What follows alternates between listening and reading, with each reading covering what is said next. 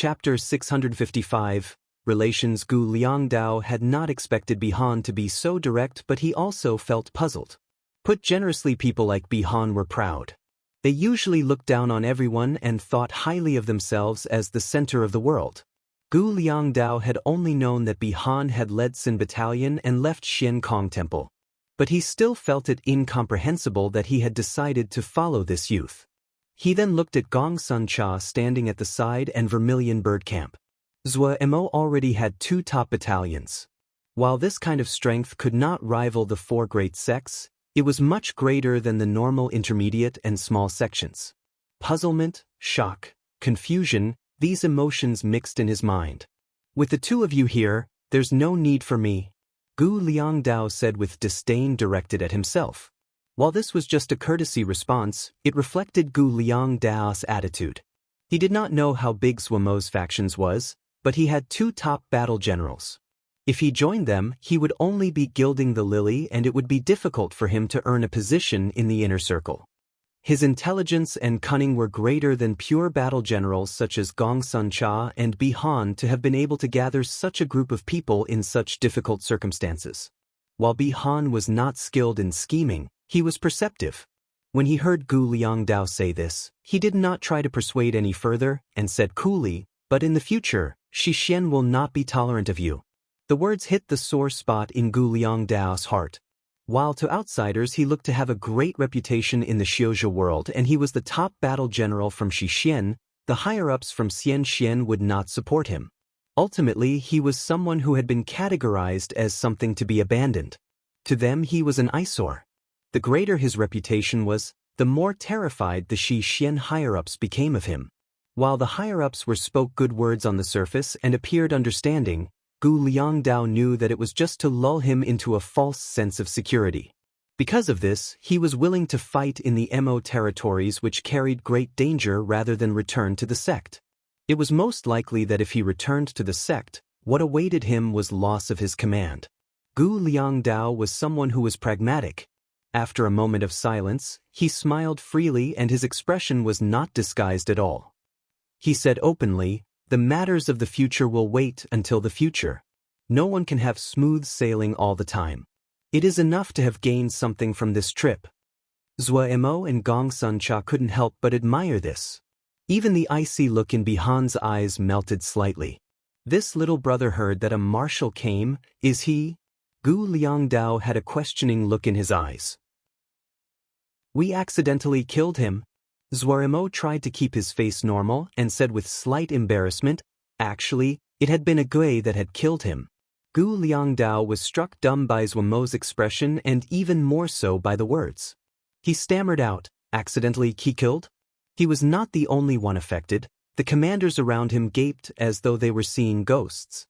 Zhou Mo nodded repeatedly. Gu Liangdao's expression froze for a moment before he said, "Brother Xiao, as expected, the youth become heroes." He said as expected twice. He didn't know what words to use to describe his mood right now. He couldn't see any indications that the other was joking. He also knew that Xiao Mogu would not lie to him about this matter. The event would have just occurred and there were also many people present. He would only need to briefly investigate to find the truth of the matter. And when he connected this to the scene of Bihan had been slaughtering this answer seemed reasonable. If it wasn't that the marshal had been killed, would the marshal would have tolerated his battalion being culled like sheep? All the evidence seemed to indicate that Xiao Mogu's words were not false.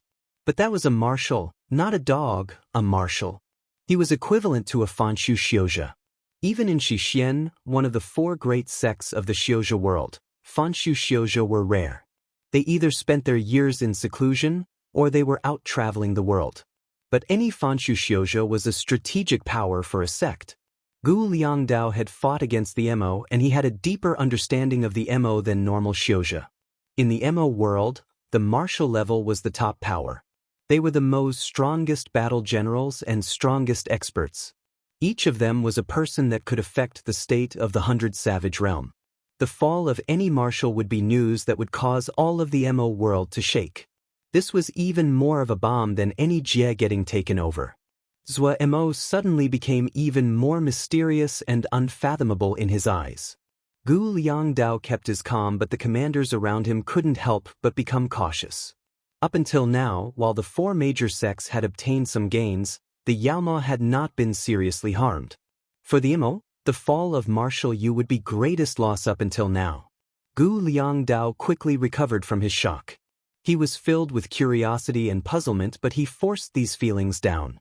It would be impolite to pry so deeply. He changed the topic. Where is everyone planning to go now? To Nether Springs Jie. Zhuo Mo did not conceal this. The other had come to help. No matter what the reason for that was, it was a debt. Also, he could see that Gu Liangdao was an open-minded and generous person. Nether Springs Jie? Gu Liangdao was slightly shocked, but he did not ask why Zhuo Mo and the others were going to Nether Springs Jie.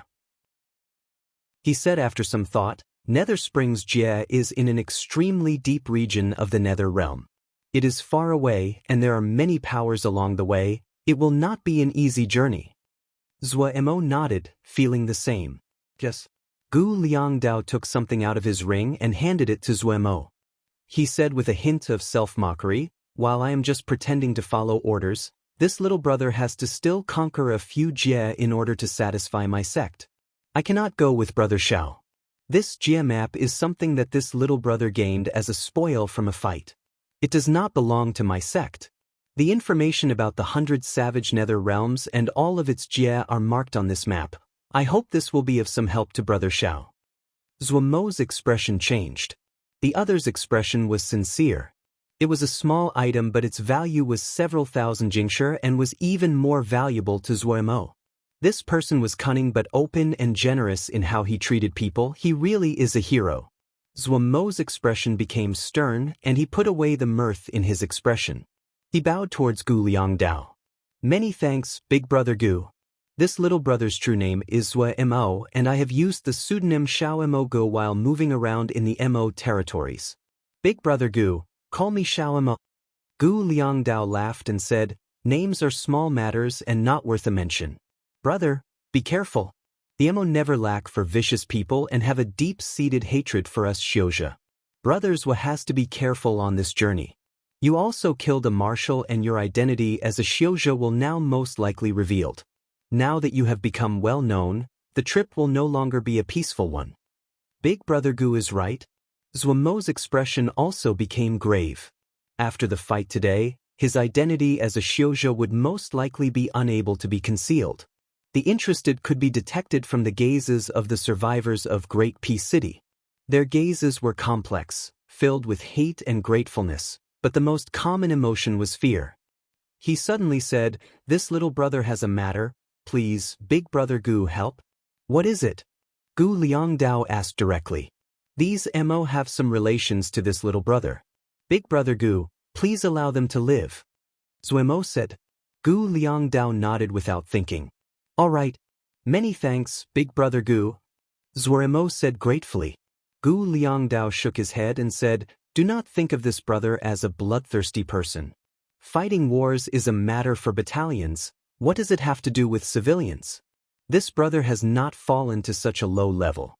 Also, after this sky-splitting calamity, the intermingling of Xiozha, Yao, and Mo will not be able to be stopped.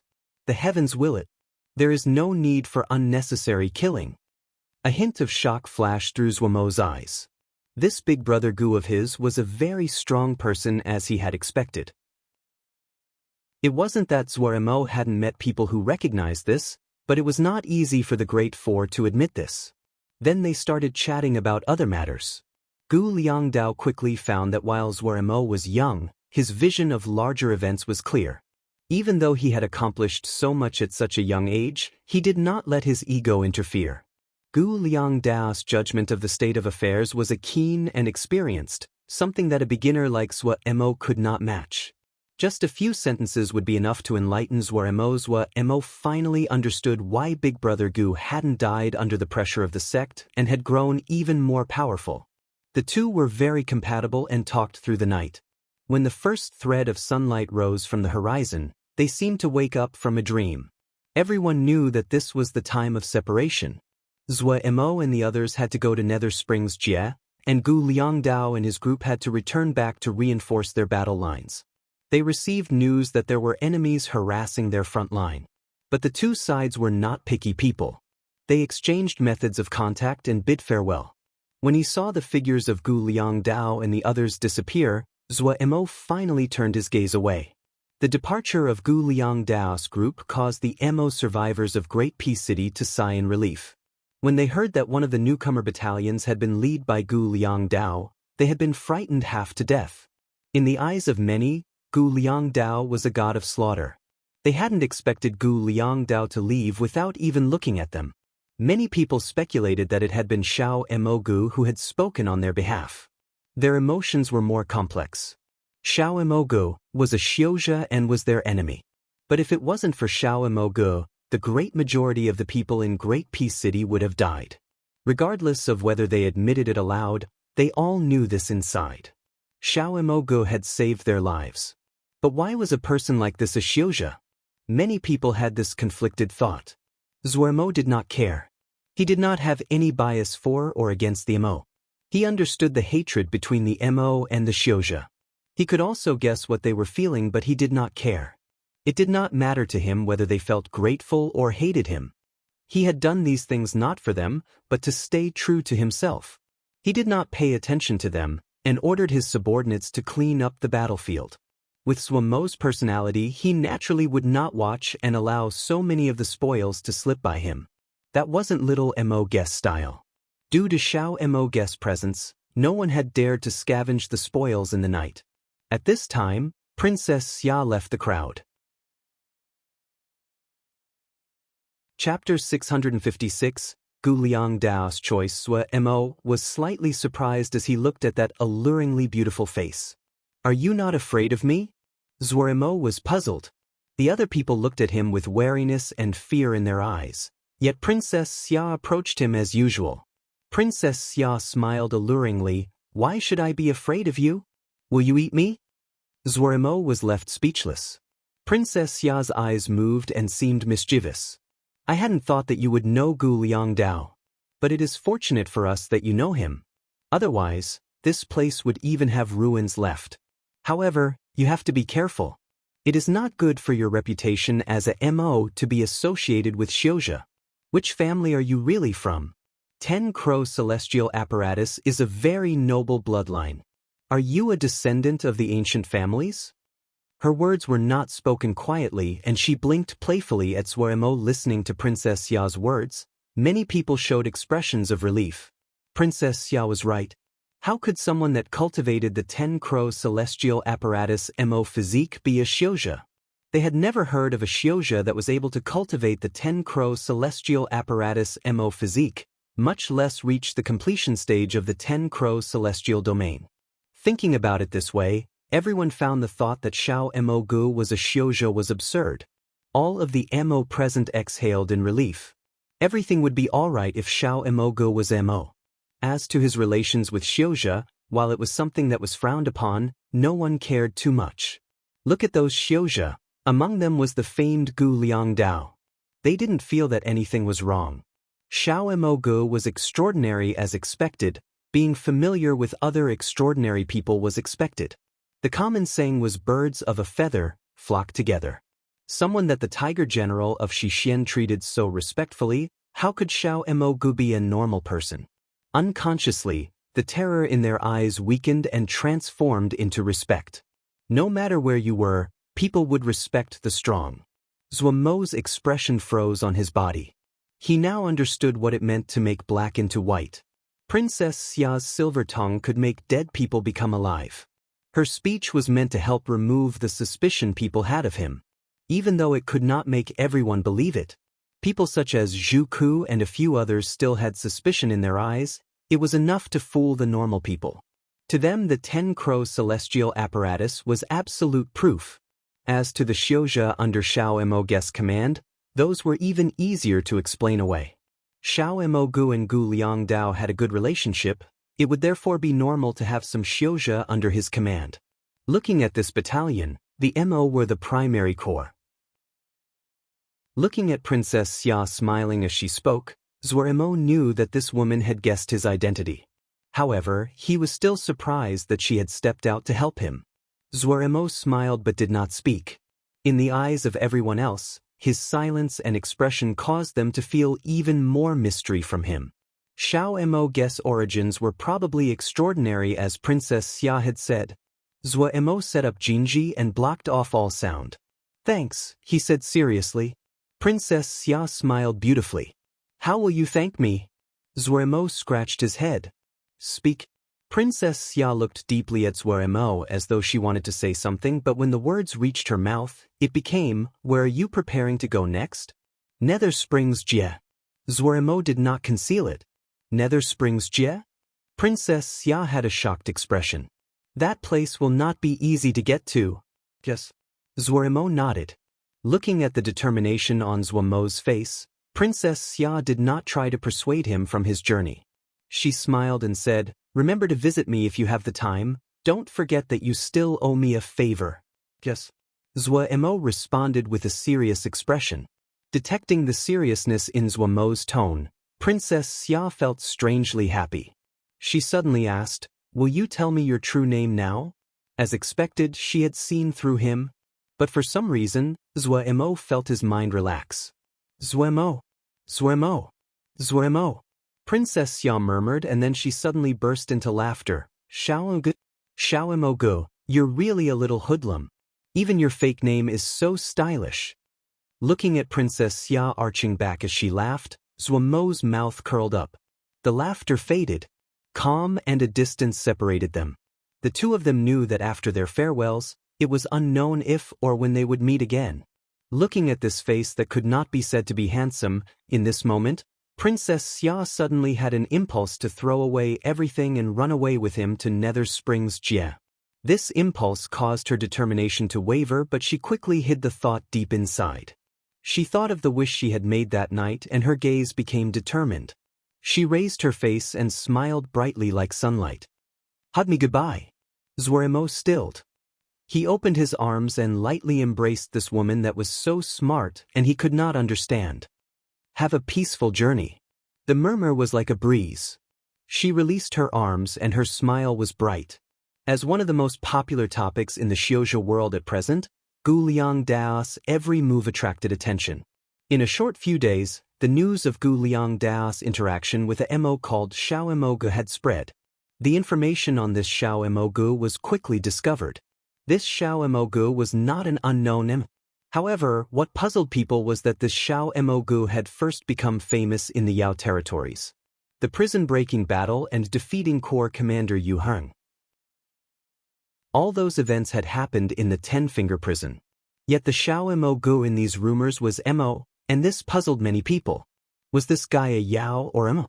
Some even suspected that there were two people with the same name, but as Xiao Mo's almost unbelievable escapades came to light, this suspicion weakened.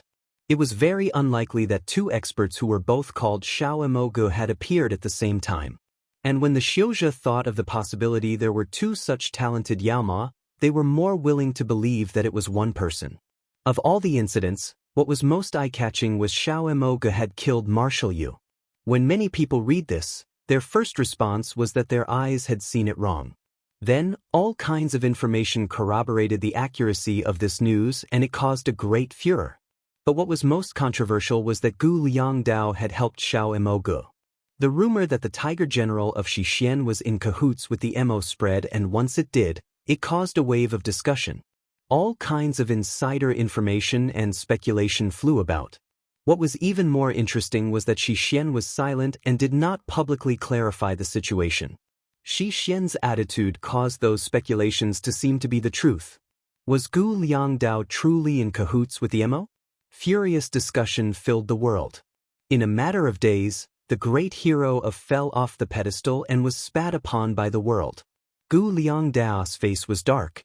The development of the situation had surpassed his expectations. In the shadows, there seemed to be a hand moving everything. Actually, he didn't need to guess to know who was doing this. The attitude of the sect told him everything. What he hadn't expected was that the sect would be in such a hurry to act against him during a time of war. Suddenly, he thought of what Bihan had said. He hadn't thought that it would come so quickly. Darren, should we make a public statement to clarify? The subordinate couldn't help but speak. Clarify? Would we clarify? Gu Liangdao said coolly. Xiaomo Gu is clearly a Xiuzha? Gu Liangdao interrupted his subordinate. This will make brothers with situation even more dangerous. He currently needs his identity as a emotes. He had felt kinship with Zwa Mo and he was not willing to use this to clear his name. Also, he did not say it, but even if he told them, no one would believe him. Because the people acting against him were the people from the sect. This subordinate was panicked. Darren, we cannot sit around and wait for them to act against us. At this time, a guard suddenly ran in with a terrible expression. Darren, Elder Jean Wuming has come. The tent went completely silent. All of the commanders had terrible expressions. Ask Elder Jean to come in. Gu Liangdao's expression was normal. Moments later, a middle-aged person wearing golden clothing with a sharp presence walked in. Gu Liangdao stood up and bowed. Greetings to Elder Jean. Elder Jean's old voice was heavy but his tone was slow. Gu Liangdao, the sect leader orders you to return to the mountain. Your actions this time were too rash and has brought too much trouble to the sect. When you return to the sect, you will need to give a good explanation. The sect believes that you are innocent, but the damage to the sect's reputation was too great. The sect needs you to cooperate. Gu Liangdao was silent while his commanders all had angry expressions. Elder Jean's wizened tone became even slower. Liangdao, there won't be any trouble if you just explain. If it wasn't that the discussion was too fierce, I wouldn't have come to get you. You need to understand the hardships of the sect. Cooperate with the sect and eliminate doubts we have. Gu Liangdao shook his head. Elder, your pardon, the war is a busy time and this disciple does not have the spare time to return to the sect at the moment. Elder, please return to the sect and tell the sect leader that when this war is finished, this disciple will return to the sect and ask for forgiveness. Elder Jean's gaze suddenly became as sharp as a sword as he shouted angrily, Gu Liangdao, you dare to disobey the sect leader. The reality is so, there is nothing I can do, Gu Liangdao said deeply. Good. Elder Jean said 3 goods and then said coldly, there is nothing I can do. If Gu Shidi knew his most beloved disciple was so disobedient, I only wonder what he thinks in the afterworld. A deep grief flashed across Gu Liangdao's eyes. He slowly stood up and looked directly at Elder Jing. If it was not to repay Master's grace of raising me, would I stay at Xixian? I have fought countless times for the sect, almost died multiple times, and have rendered great service to the sect. I don't owe the sect. If Master knew what the Xixian he had always defended has become like this now. Gu Liangdao allowed the tears to fall down his face. Elder Jing's face turned into a mix of colors as he shouted angrily. Good. You have become proud due to your achievements. You dare to not listen to the orders of the sect leader. This is treason. He looked around and said coldly to the commanders, are you all going to follow Gu Liangdao and betray Xixian? What's the use in such a ruthless sect? Well, betray you. I've long given up on this corrupt sect. This is very good, end it all. The commanders stood up one after the next and looked with fury and disdain at Elder Jean. Elder Jean's old face became ashen and his extremities felt cold. Over the next few days, Xixian's Tiger General Gu Liangdao led his battalion in leaving Xixian. The world was left astounded. Chapter 657, Tang Battalion. It had been a month since the incident by the time Zuemo learned that Gu Liangdao had left Xixian. Zuemo was filled with guilt. From beginning to end, Gu Liangdao had not stepped forward to defend himself.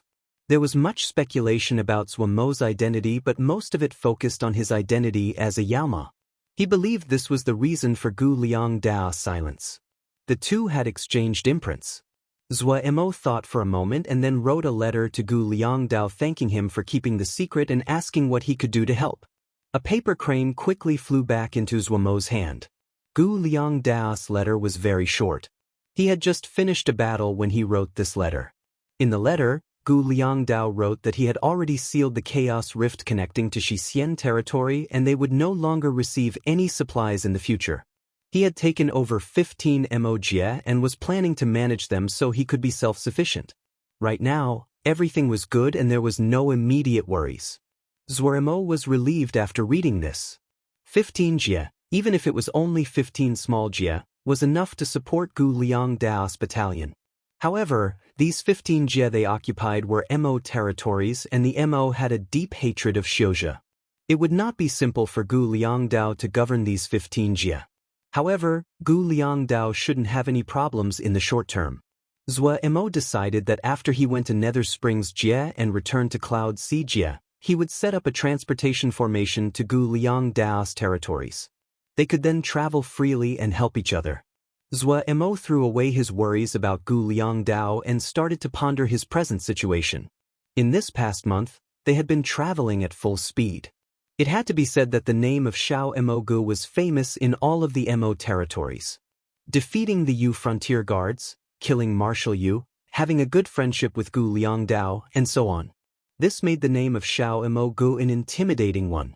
Zuoremo had previously thought he should travel in a low-key manner. But there had been too many battles along the way. Seeing this, Zuoremo decided to announce his presence, relying on the fame of the name Xiao Emogu to avoid trouble. As expected, this move was immediately effective. Those factions that previously did not know their background immediately shuddered when they learned that the incomers were Xiao Emogu's battalion. They even consciously restrained their own battalions. There had been a Mo general who hadn't believed that Xiao Emogu was as strong as the rumors and wanted to test their skill. In the end, all of his commanders had opposed him, and he had been assassinated in his bedroom that night. Having raised his banner, Zuomo's path could be said to be free of any blockades. However, Zuoremo was not happy. While their speed had accelerated, they had exposed their movements to the public. Where had Xiao Emogu reached today? This was one of the hottest topics of the present Mo world. Other problems came with this. At the beginning, they had been deeply afraid of Zuoremo and the others. However, they quickly found that Xiao Emogu was not as brutal and vicious as the rumors said. As long as they did not provoke him, he would not attack. He did not have any interest in their territories. Many people wanted to establish relations with such a strong and reasonable battalion.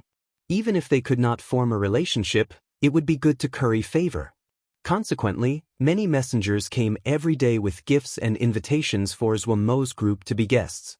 Zuoremo didn't know whether to cry or laugh. He still accepted the gifts, but he refused all invitations. Yet what he hadn't expected was that there were large numbers of Mo that came due to his reputation with hopes of entering his battalion. At the beginning, there hadn't been many people, but when the first group of Mo who had come had seen the powerful soldiers of Vermilion Bird Camp and Sin Battalion, they had been stunned, and their desire had grown even hotter. When these people spread the mirages, it caused a great wave. All the large families started to study these inaccurate mirages. The conclusion they reached was the same: a powerful battalion. Defeating the Ming bandits and defeating the Yu frontier guards. These two battalions had now been ranked high among the many battalions in the 100 Savage of the Dark. Looking at these mirages, the last bit of doubt disappeared. They suddenly realized. No wonder they could defeat the Ming bandits and the Yu frontier guards. Mo always ranked themselves based on power. The strong were revered, and many Mo that thought themselves more than ordinary furiously rushed over. Xiao Emogu being able to kill Marshal Yu meant that Xiao Emogu possessed an ability to fight at a high level. Adding on the two top battalions, he had formed his own group. For those Mo which came from minor families but were talented, entering Xiao Emogu's battalion was undoubtedly a very good path. As more and more Mo came due to his name, and a long tail of people formed behind Zuomo's group. They did not dare to go too close to the battalions, but they were not willing to leave. They prepared their own food and followed the battalion. This was something novel to the Mo, and it stirred everyone's interest. All kinds of reports spread. Every time Xiao Emogu did something, the world would immediately know. This was a very popular topic at meals and during tea with lots to discuss. All of 100 Savage Realm was watching the spectacle, and Zuoremo felt frustrated. This cannot continue. Zuomo's expression was one of helplessness. The people around him were giggling. These people were all from grassroots and minor families. While they did not say it, they still felt very good about being famous. They made faces at each other and smiled deviously. Other than Bihan. Bihan was of noble birth and had grown up in Xian Kong Temple.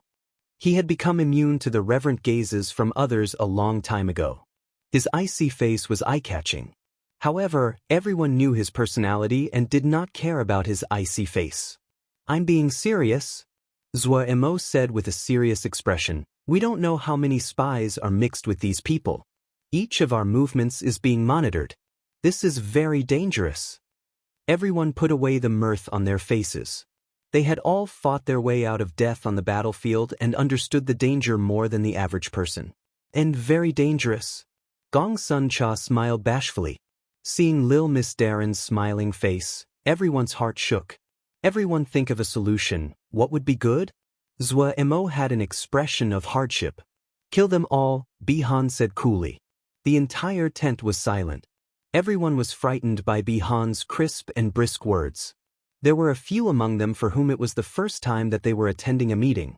Ajagu, Bihan, Miao Jun, and Tang Fei. Among them, Ajagu was the most cautious. He had decided to follow Gong Sun Cha a while ago, but it was the first time he was seeing Zuo. Miao Jun and Tang Fei also chose to remain silent. Only Bihan had not done that. Ajagu jumped in fright. Mo were fond of killing, but he had never seen someone with such disregard for life.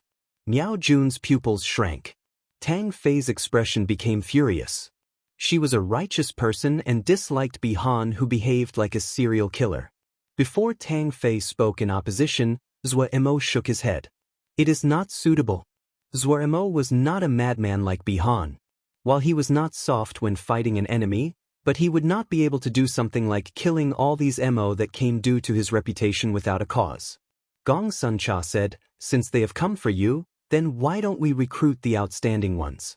We just have to be careful and not let in spies." Zuo thought, yes, they were coming to him, why shouldn't he take them? He did not need to worry about the spies mixed within. Pu Yao and Wei could see with a glance those with other intentions. His gaze swept across everyone's faces. When his gaze landed on Miao Jun, he paused. There was no question regarding Miao Jun's strength. A gold battle general was a talent no matter what faction he was in. It would be waste if Zuo had him sitting idle all the time. But while Miao Jun had come along, his intentions were unclear.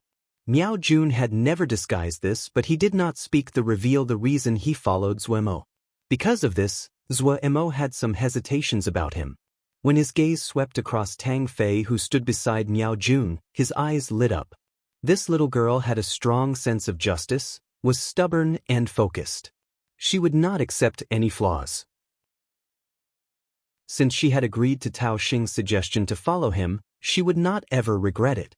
Even though she never had a good face for Zuo, she would meticulously finish any orders Zuo gave her. Zuo trusted her. Before this, she had the skill of a silver battle general. After this period of being taught by Miao Jun, she had started to have some of a presence of a great battle general. Zuo suddenly thought of a clever idea. "That's right. If that's so, then let's create a new battalion. Oh, let's call it the Tongzi Battalion. Tang Fei will be the main commander, with Miao Jun as second in command." Everyone had surprised expressions and they turned to look at Tang Fei. This young girl with her hair in a ponytail was not eye-catching, but at this time, she became the focus of the entire group. While not many had seen her skill and were curious about her, no one spoke up against Zuo's decision. Tang Fei also was surprised, but she quickly calmed down. She looked at Zuo and then at Miao Jun. Technically, Miao Jun was more suitable to being the main commander than she was, as Miao Jun was much more skilled. Miao Jun smiled at her. He understood what Zuo thought, but this plan suited his own thoughts.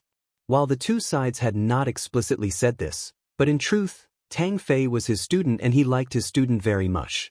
If this was somewhere else, Tang Fei's strength would be enough to be a main commander, but he hadn't thought that Zuo would have so many skilled battle generals. Nothing had to be said about Gong Sun Cha and Bihan. The two were of the same level as Gu Liangdao. Miao Jun could only look up to these top battle generals. It really was rare to see two top battle generals in one faction. It was the first time Miao Jun had met a Zhagu, but he had heard of this name before. Gold Battle General, one of the 3 great battle generals of the stellar Rahula clan. He hadn't thought the other would also enter Xiao Emoge's service. One could not forget that Xiao Emoge himself was also Gold Battle General. Even those others such as Shu Long and the people under Gong Sun Cha were not lacking compared to Tang Fei. It completely surpassed his imagination just how fierce the competition in this faction was. Tang Fei was very talented, but if she did not gain experience, it was hard to say what she could accomplish in the future. Right now, a political structure had taken form under Xiao Emogu, and it would not be so easy to become of the main commanders. He understood his student very well. With her personality, since she agreed to follow Zhou Emo, she would not regret it no matter how underutilized she was. The other who he also taught was Shu Long. He was one of Zhou Mo's inner circle, and he did not have to worry about the other's future. Only Tang Fei had been in an awkward position. He hadn't thought that Zhou Mo would throw out such a plan. He immediately recognized that this was a 1 in 1,000 chance for Tang Fei. Before Tang Fei could speak, Miao Jun stood unhesitatingly. Yes, we will not fail. Chapter 658, The Black Smoke. Yao's memory-piecing art. The establishment of the Tongzi Battalion went smoothly. Miao Jun knew what needed to be done and clearly had experience in this area. Many people noticed this and were curious about his past. Miao Jun's skill wasn't just theoretical, he was experienced, the kind of experiences that could not be obtained by just studying to be a battle general. Pu Yao had specialized lie-detecting Yao arts and quickly identified the spies mixed within the crowd, techniques that broadened Zhou Mo's experiences. The Tongzi Battalion quickly formed its basic combat structure. The ones that had joined were mostly from small families and had some ability. Following Miao Jun's suggestions, Tang Fei did not recruit a large number of people but picked only the most outstanding. Compared with the other battalions, the Tongzi Battalion could only be said to be a small battalion of about 800 people. These 800 people were picked out from approximately 100,000 people. In terms of average individual power, they were much stronger than Tseng Lianer's Celestial Planet Guards. Xiao Emoge's present reputation was much more attractive to the experts than Tseng Yi's. What shocked Zhou Mo even more was that more than 20 general-level Mo had come to join him as well. This caused Zhou Mo to feel a bout of pride. Gu is now a major figure that could recruit general levels. There were 7 battle generals among the 20 general levels, and all of them were silver battle generals. This made Zhou Mo overjoyed. Right now, he did not lack for gold battle generals. Gong Sun Cha, Bi Han, Miao Jun, and a Zhagu, all of them could act by themselves. Gong Sun Cha and Bi Han were top battle generals. But in a whole battalion, other than a powerful main commander, the intermediate-level commanders were also very important. Especially when the battalions grew larger, more and more outstanding intermediate-level battle generals were needed. Yet Zhou Mo lacked these intermediate-level battle generals. When the additional manpower was accepted into the combat structure, Zhou Mo's power would undoubtedly go up another level. The stringent criteria for recruitment quickly spread between people. The people who had been watching were surprised. Who did this guy think he was? Even those martial levels most likely couldn't compare to him. The people who had not passed the selection started to mock and furiously slandered Xiao Emogu. They all thought that they had strength, and it would be easy to be selected. However, they had been eliminated and they were filled with discontent. Xiao Emogu was so full of himself and so proud. Zhou Mo did not pay attention to this. Since he had given the Tang Fei and Miao Jun permission to create the battalion, he did not interfere. He would never question the employed, and never employ the questionable. Every commander's style was different, their way of fighting and their way of cultivation. The systematic teamwork that was required would be directed by Gong Sun Cha. Zhou Mo focused his time on his cultivation. He was progressing rapidly. He had benefited greatly from that hard battle against Marshal Yu. He needed a long time to digest these things. But once he did, his power would skyrocket. Luo Li and Tseng Liana were also in the same state. The purple energy inside a Gui's body was growing daily at an astounding rate. It seemed as though that battle had suddenly opened a door in Agui's body. Purple energy flooded out, and right now, there was 3 times more purple energy inside Agui's body compared to before. Agui had become even stronger, but Zhuomo's worries increased. This strange Shen power was a double-edged sword. Harming the enemy meant harming oneself. However, Zhuomo wasn't able to do anything. He could only suppress the urgency inside and focused even more on his cultivation. Maybe when he became stronger, he could find the key to resolving the purple energy inside Agui's body. His greatest improvement had come from the 10 Crows celestial domain. He had seen every detail of the completed 10 Crows celestial domain. Many areas that had been unclear before were now engraved in his mind, so his improvement naturally sped up. Right now, he was just one step away from the completed state of the 10 Crows celestial domain. Other than his comprehension of the 10 Crows celestial domain, there was the great degree of maturation in his MO physique. The strange fragments of energy that had been formed from the creation and destruction of the anti-dragon claws and Sun Shen crystal's powers were the most primal power. They had strengthened Zhuomo in all areas. Mo physique, spiritual consciousness, Ling power, even his Shen power, all of them had increased greatly.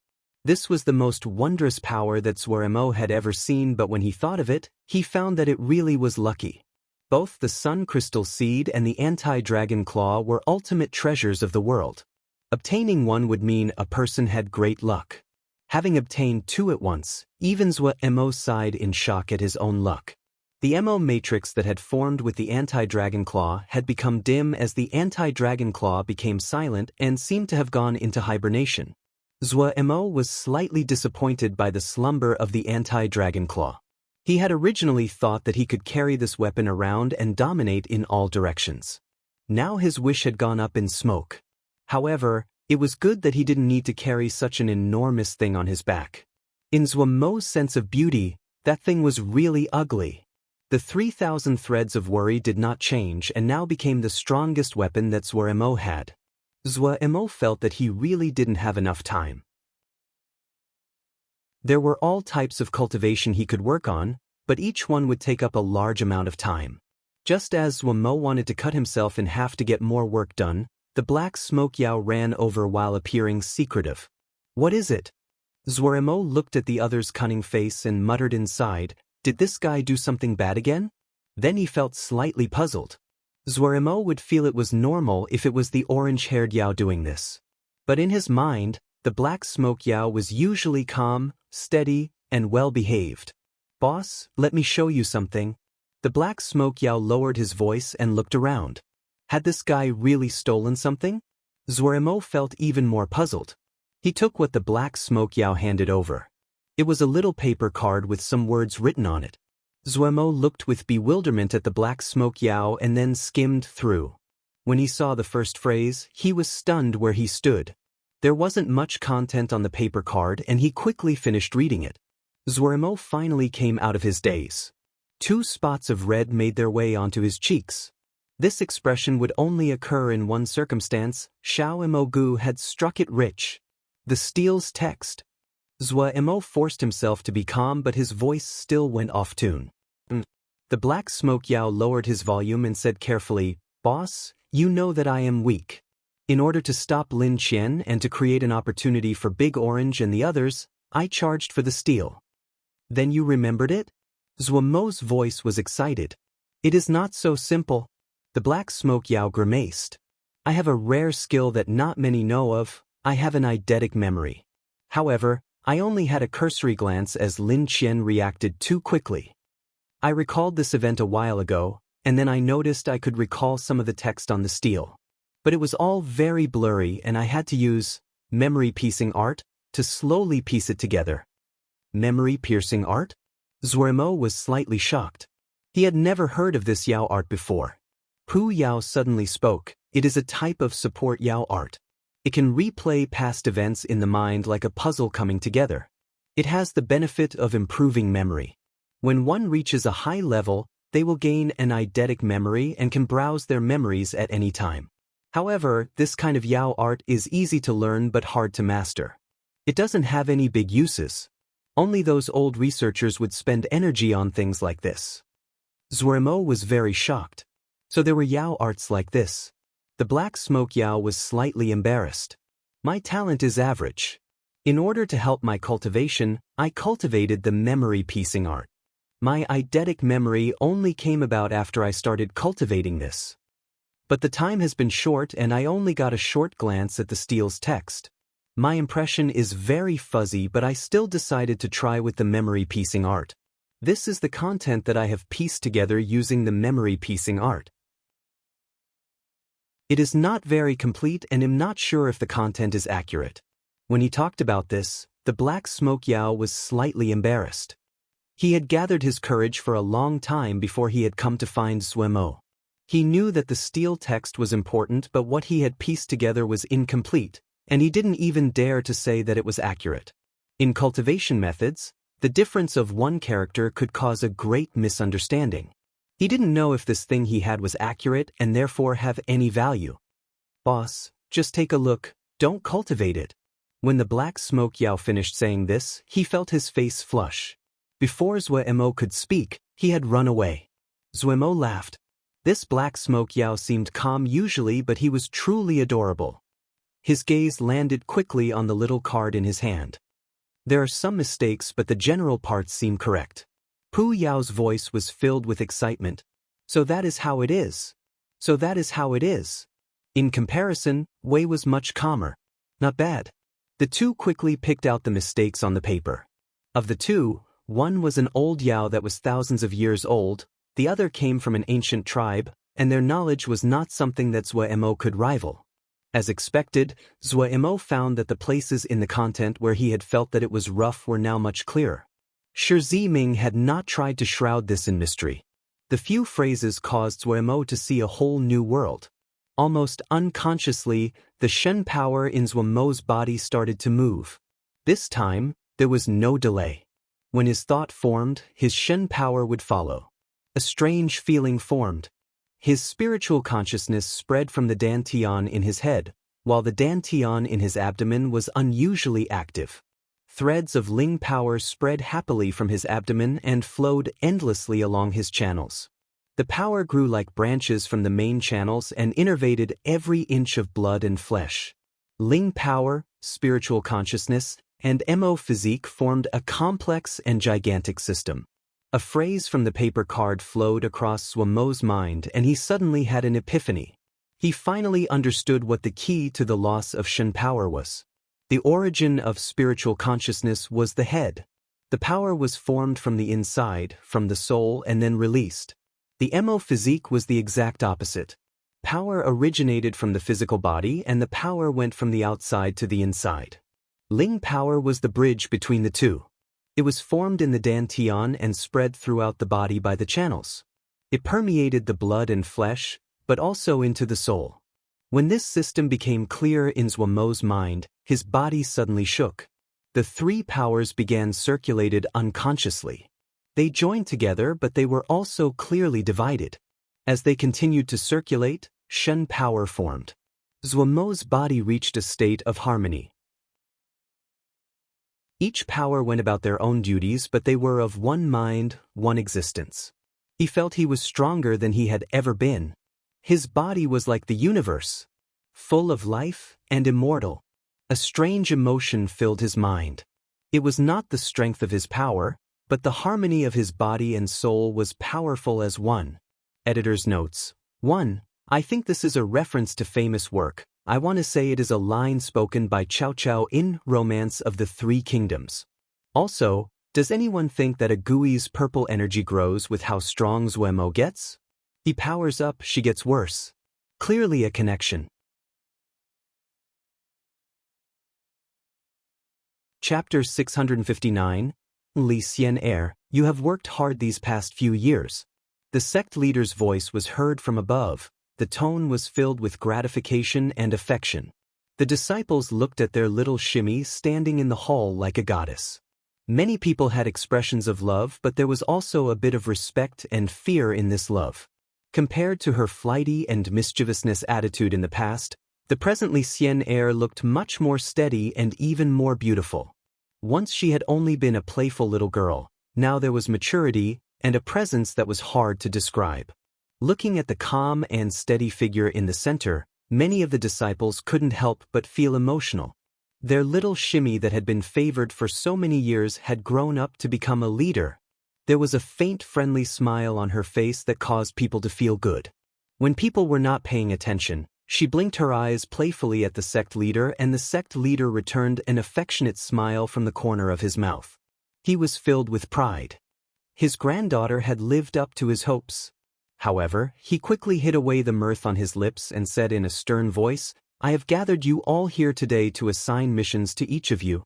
"Yes," the disciple said in unison.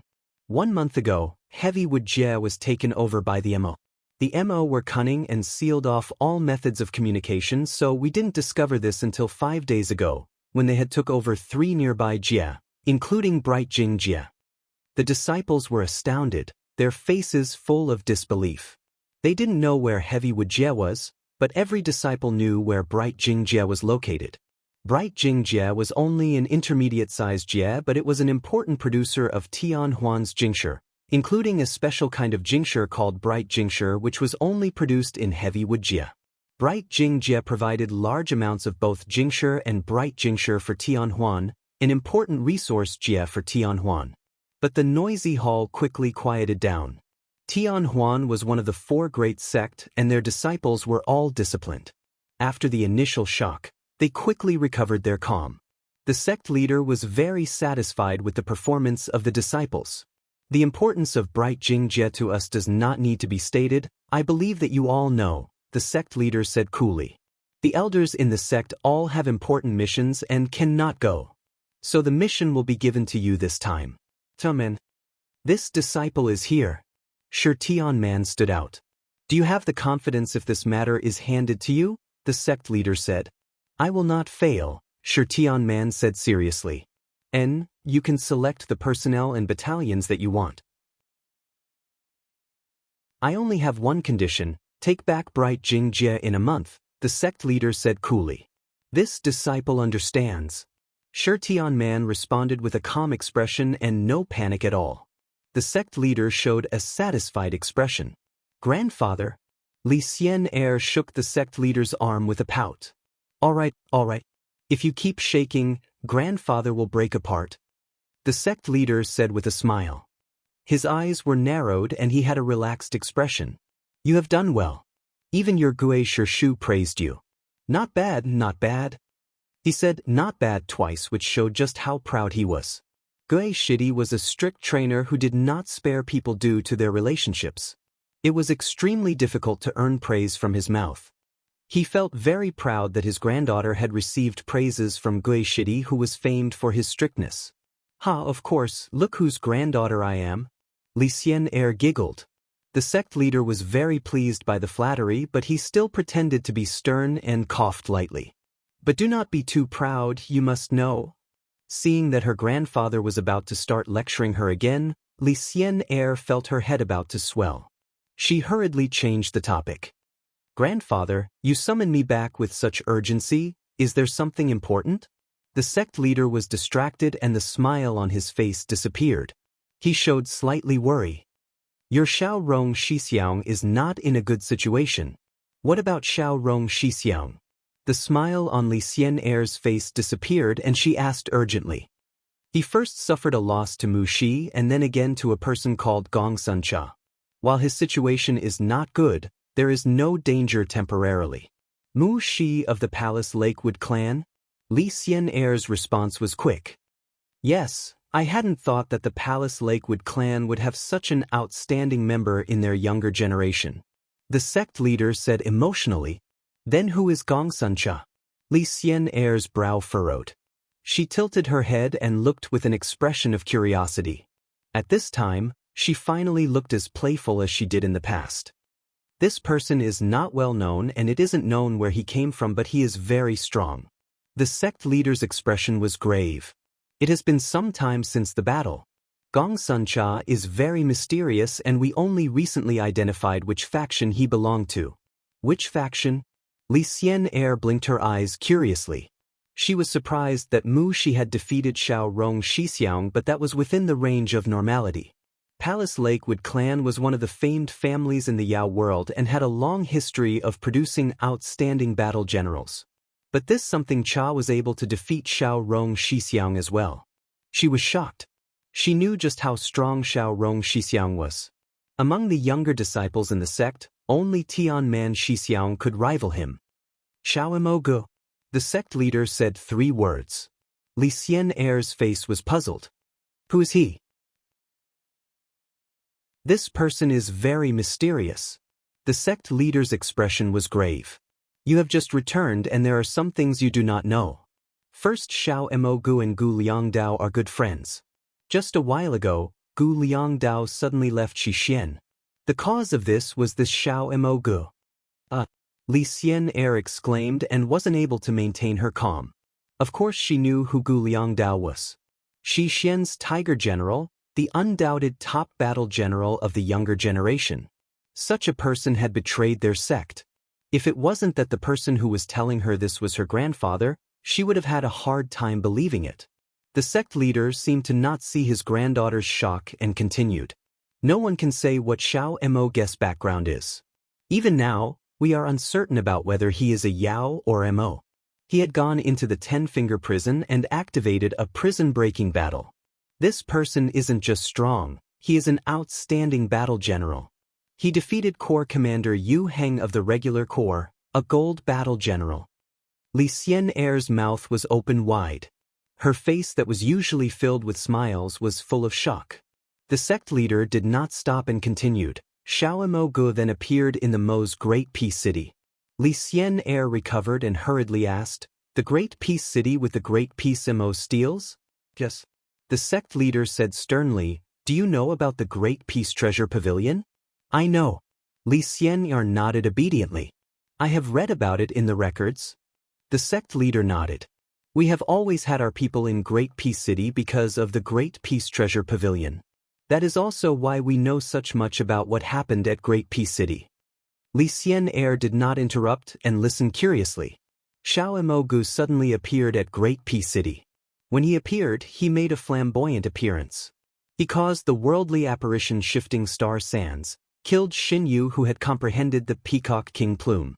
The Mo physique he cultivates is the pure, 10-crow celestial apparatus. When the Great Peace Treasure Pavilion appeared, we also sent people, but we hadn't expected Kunlun to send Lin Qian. Lin Qian? Li Xian'er jumped in fright. Lin Qian was the eldest disciple of Kunlun, and undoubtedly the first person of the younger generation. Lin Qian is really powerful and managed to intimidate all of the Mo. He almost managed to achieve his aim, but at the most crucial moment, Xiao Imogu used the anti-dragon claw to block his sword strike. Anti-dragon claw? Li Xian'er felt slightly dizzy. Each of the Sky Missouri weapons of the Mo were famed. Normal Xiozha may not know of them, but how could the core disciples of a major sect be ignorant? Even the sect leader grimaced. This boy can be called a freak. With power of a general level, he tamed the Sky Missouri weapon. This has never happened before in the history of the Mo. Then when Great Peace City was surrounded by 100 Savage Realm's strongest bandits, the Ming bandits, he defeated them. Reports said fighting was extreme and that the battalion that defeated the Ming bandits is one that you know. A battalion that I know? Which one? Li Xian'er asked dazedly. Xian Kong Temple Sin Battalion. Sin Battalion? Li Xian'er's eyes were dumbstruck. Of course she knew Sin Battalion. The 4 great sects had exchanges and knew each other very well. The famed Sin Battalion, how could she not know? She murmured, "Isn't the commander of Sin Battalion someone called Bihan?" "Yes." The sect leader nodded. "You came back late and don't know yet. The first time Bihan was sent to fight, he took Sin Battalion and betrayed Xian Kong Temple." Li Xian'er was completely stunned. Was this Xiao Imogu a specialist in getting people to leave and betray their factions? Xian Kong Temple's Bihan left, Xixin's Tiger General Gu Liangdao left. The disciples that betrayed their sects were all core disciples? What kind of power did this guy have? A hint of curiosity suddenly rose. Once it formed, it couldn't be erased. Looking at his granddaughter's wide mouth and stunned expression, the sect leader then said, "Then they encountered Marshal Yu, who came with 10,000 Yu frontier guards. Marshal Yu wanted the anti-dragon claw that Xiao Mo had. The two fought. Xiao Mo's group killed Marshal Yu and defeated the Yu frontier guards. Li Xianxia felt that she was completely numb. He had even killed a marshal. This person could not be described any longer as freakish. When the battle finished, 2 battalions came to reinforce him. One was Gong Sun Cha, the other was Gu Liangdao. The sect leader spoke meaningfully. This was also the reason that Gu Liangdao left Shixian. A definite freak. Li Xianxia swallowed hard. She had always felt that she was a mischievous person, but today she discovered that she actually was very good. This Xiao Mo caused a storm of blood wherever he went. The people he met would betray their sections. Compared to him, she really was obedient and quiet. She suddenly had an impulse to meet this person, this Xiao Mo who could not settle down and always created a storm. The sect leader glanced at his granddaughter and showed an imperceptible smile. However, he quickly resumed his solemn expression. This time, you have to go on behalf of grandfather to the Mo territories.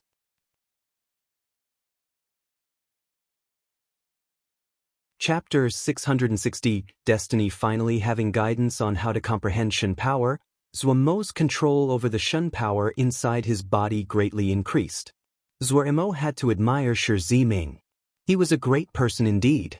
Having never cultivated any power in his life, but he was still able to understand the secrets of power. This kind of talent only appeared once in 1,000 years. Having found the key, Zhuo Mo's Shen power growth did not increase, but his manipulation of Shen power reached a whole new level. The power of Shen techniques were far more powerful than the other 3 powers at the same stage. However, the Shen power inside Zhuo Mo was very weak, and Shen techniques required a lot of Shen power. The cryptic text on the golden leaf had become much easier to understand. He quickly mastered some of the Shen techniques. In the past, when he had used Shen techniques, his 3 powers had to be individually moved and coordinated. Zhuo Mo had found it difficult. Now when he cast a Shen technique, almost as his thought had formed, the 3 powers would circulate together and the Shen technique would form in that instant. It seemed to flow smoothly and occur naturally. There wasn't any blockade. After his success, Zhuo Mo's first thought was to share this method with Agui, but he didn't know if Agui could understand this. The other person he could share this with was Tseng Lianer, but Zhuo Mo hesitated. In his mind, Tseng Lianer's importance could not compare to Agui. However, she had never retreated from any of his battles and had even been wounded last time. Zhuo Mo felt that she could be considered one of his people. He pulled Agui and Tseng Lianer over before starting to talk. Agui's face was wooden as though she did not hear it, but Tseng Lianer's expression was overjoyed. She kept her ears open in fear she would miss a word. Zhuo Mo narrated everything he had experienced before stopping. But Agui still looked the same and didn't react at all. Zhuo Mo sighed inside and then rubbed Agui's head. Seeing Tseng Lianer in a trance, he did not make a sound and left, pulling Agui along. Having left, Zhuo Mo suddenly thought of a question and called the black smoke Yao over.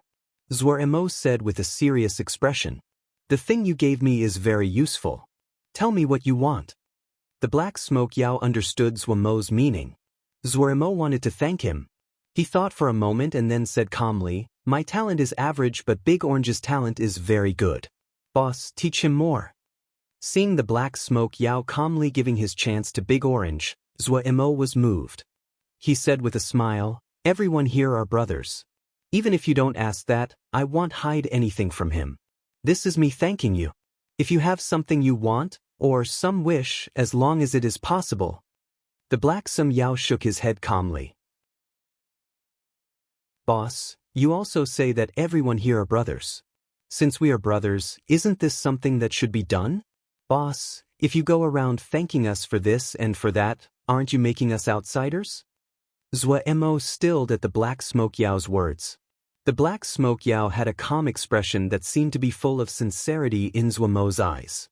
He couldn't help but be moved. He nodded and said, "You are right, I'm treating you like an outsider.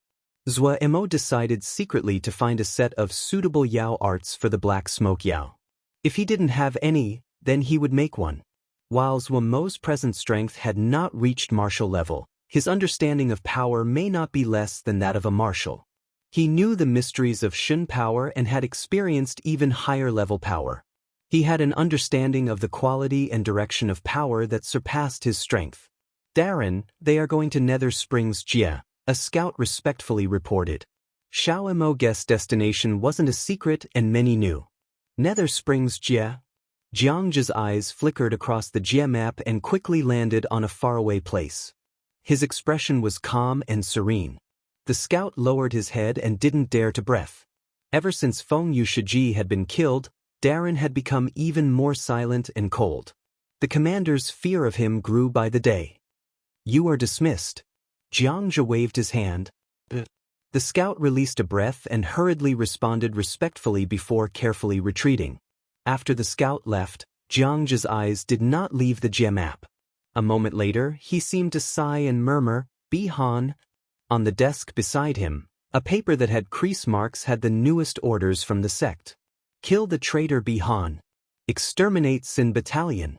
He was not shocked when he received this order. Xian Kong Temple's inner core had always been tight-knit and the sect leader wouldn't tolerate betrayal. Gu Liangdao's betrayal had shocked all of the Xiuzhi world. Shi Xian's reputation had been greatly damaged. While the betrayal of Xin Battalion had not been spread far and wide like Gu Liangdao, the higher-ups in the bigger sect all knew. The sect definitely would not permit Bihan to live. In order to kill Bihan and Xin Battalion, large numbers of reinforcements were being funneled towards the mission. The battalions that had been ordered to come surpassed any of his previous missions.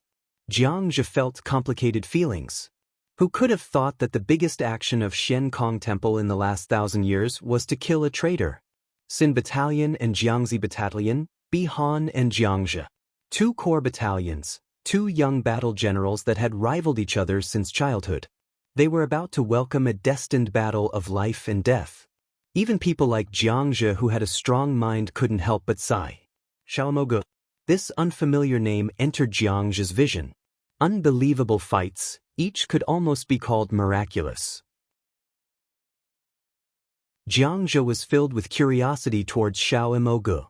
Even someone as proud as Bihan had entered his service. If he didn't have confidence in the abilities of the sect, he would snort at the news. Bihan was usually a few words, but when he fought he was fiery, brutal and bloodthirsty. He would actually swear allegiance to someone else. However, someone that could kill a martial level. This strength was enough to stun people. He shook his head and his gaze landed on another name. Gongsung. This name that was unknown had been labeled as extremely dangerous. His danger level was the same as Bihan. He had to be careful. If this Gong Sun Cha really had the same level of skill of Bihan, then he did not have confidence in this fight. Jiangzhi was more willing to believe this was due to the importance the sect placed on this fight. At the same level as Bihan. If that was true, then it would be terrifying. Jiangzhi threw the stray thoughts to the back of his mind. No matter how strong his opponents were, this battle could not be avoided. He didn't just have to win, he had to make it beautiful. Because this battle wasn't just related to the reputation of the sect, it was also needed to intimidate the stupid people that were considering shifting allegiances in the sect. Gu Liangdao's betrayal of Shixian had had major effects with the factions within the sect. Right now, Shixian was divided and its people were not united. This kind of matter could not happen to Xian Kong Temple. Jiangzhi was to use reality to tell them there was only one outcome in betraying the sect, die without any chance of burial. Lin Qian was naked as he soaked in a crystal-clear pool. There were numerous complex seal scripts that crisscrossed around the border of the pool. His expression was serene as though he was a sleeping baby. There were 8 or so sword shio around the pool. Their faces were wizened, but when their eyes moved, sharp sword-like lights would flash. Suddenly, Lin Qian's body gave off a faint light. The light was not blinding and was comfortable to see. The old people around the pool shifted with excited expressions on their faces. This warm energy was not like any power they had seen before. Shun power. This is Shun power. The heavens bless our Kunlun. Little Lin Qian is definitely the pillar of our sect. Lin Qian slowly opened his eyes from within the pool. The light disappeared from his cool eyes. He did not move, but the water in the pool suddenly flooded towards him. It came in layers and moved like smoke. In a blink, Lin Qian was dressed and the water in the pool had turned into a blue robe. This disciple greets sect leader, Shu. Lin Qian respectfully bowed. Is it Shen power? A Kunlu elder couldn't resist asking. Yes. Lin Qian said respectfully. But it is not complete. This disciple is just mimicking Shen power from memory. Try and see. The one who spoke was the Kunluan sect leader. His brow was straight and his eyes had been half-folded all this time. The pair of eyes were deep, aged, and seemed to see through everything. Yes. Lin Qian raised his right hand. Faint blue Shen power turned into a flying sword that appeared in his hand. It really is Shen power. The power is above Shen power. An elder couldn't help but say. The sect leader came forward and reached out to grip the blue flying sword made from Shen power. Pia pia pia. Countless blue lights exploded in the sect leader's hand, but the sect leader did not seem to be affected and his hand did not move. Pia. A sound that was louder than the ones before it. The Shen power blue sword suddenly exploded. The sect leader's hand did not move at all. The blue energy that had exploded seemed to be imprisoned in his palm, like an invisible cage.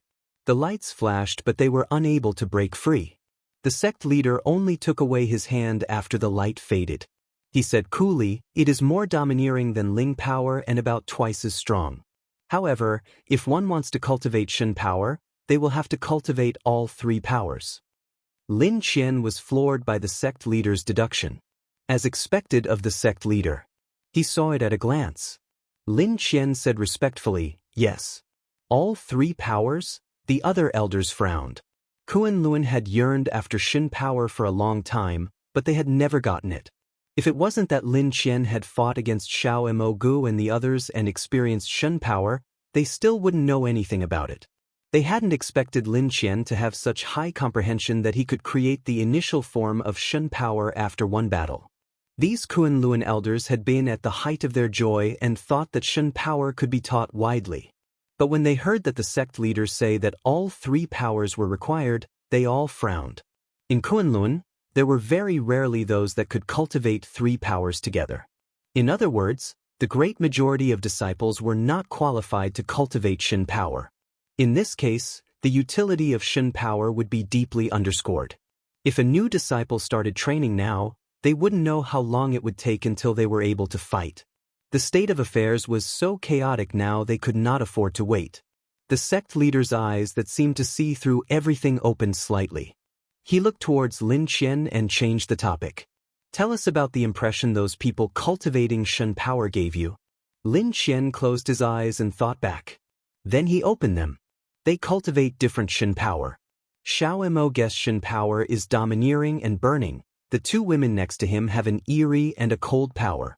That middle-aged woman's Shen power is lacking compared to Xiao Mo Guess trio and is just in its infancy. The sect leader nodded. Go down now and rest. The elders and I will perfect the cultivation method for Shen power. Come back in a few days to try the new method. Lin Qian was about to leave when the sect leaders suddenly called him. Go investigate all the records of ancient tribe descendants being killed in the last 200 years. Lin Qian stilled and then quickly reacted. Yes.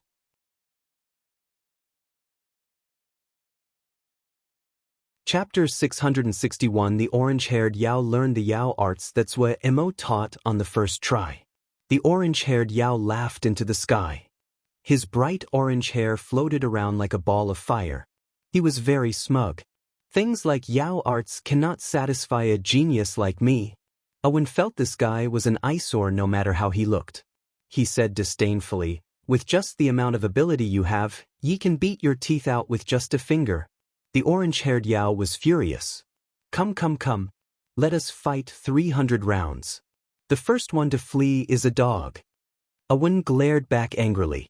I'm just afraid you are the son of a turtle. Bam. They started again.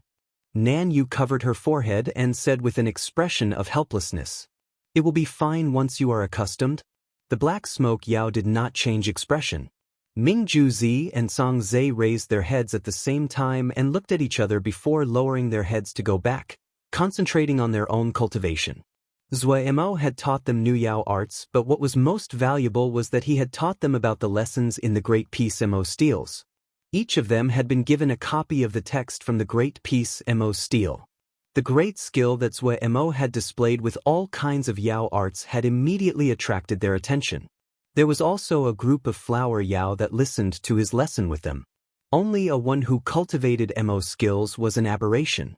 The two who had progressed the most was the orange-haired Yao and, unexpectedly, the other was a one. There was nothing to be said of the orange-haired Yao's improvement. While he was forgetful and easily distracted, his talent was just as unfathomable as his changes in subject. Awen was even weirder. Zue Mo clearly was talking about Yao arts, but Awen's Mo skills were what improved. But the two who had improved the most did not like each other. They had to fight a few times each day, especially when Zue Mo was not present. However, this time, Zue Mo caught them in the act. Awen stood with lowered eyes in front of Zue Mo. The orange-haired Yao continued to make faces at Zue Mo. The other people had expressions of anticipation. Was Darren going to punish these two people who didn't have bottom lines? Why are you two fighting each day? Zue Mo asked. He is jealous of my astounding talent and handsome face, the orange-haired Yao said seriously. Awen was furious. Come, let us fight 300 rounds. Do not run. The orange-haired Yao's eyes lit up. The first to run is a son of a turtle. You're the son of a turtle. I'll kill you. Zue Mo could only interfere and hold down the two people. However, even restrained, the two still glared angrily at each other. I have a way for the two of you to decide who is better. Zue Mo raised his hand. What method?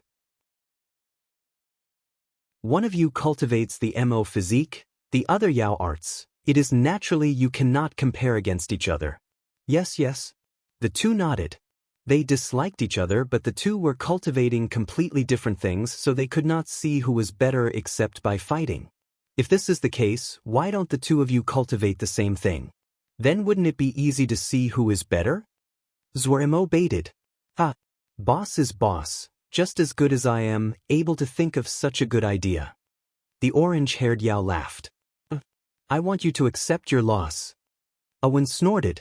Zue Mo smiled cunningly. I have a method here that requires cultivating Ling power, spiritual consciousness, and the Mo physique together. However, let me tell you first off that it is very difficult to cultivate this method. Is it hard? If it isn't hard, then I cannot show my genius, the orange-haired Yao said loudly. The harder the better. This way, a certain someone will finally accept their defeat. Awen snorted coldly. You idiot, just wait to lick Genius Orange's toes. The orange-haired Yao raised his head proudly to gaze at the sky. I'll kill you, son of a turtle. Awen's eyes burned with fire. Oh, you really have spirit. Motivation. Good. One copy of the method for each of you. Zue Mo took out 2 jade scrolls with a smile. Each of them took one. Zue Mo patted the orange-haired Yao's shoulder. Big Orange, do not fail the name of a genius. Boss, don't worry. The orange-haired Yao had a proud expression. There isn't any method created yet that can pose a problem to Genius Orange. Zue Mo walked in front of Awen and patted Awen's shoulder with a smile. Awen, you will have to defend the reputation of guard camp. Boss, don't worry. I'll kill the son of a turtle. Awen gritted out. Crude. The orange-haired Yao had a disdainful expression. Idiot. Awen glared back.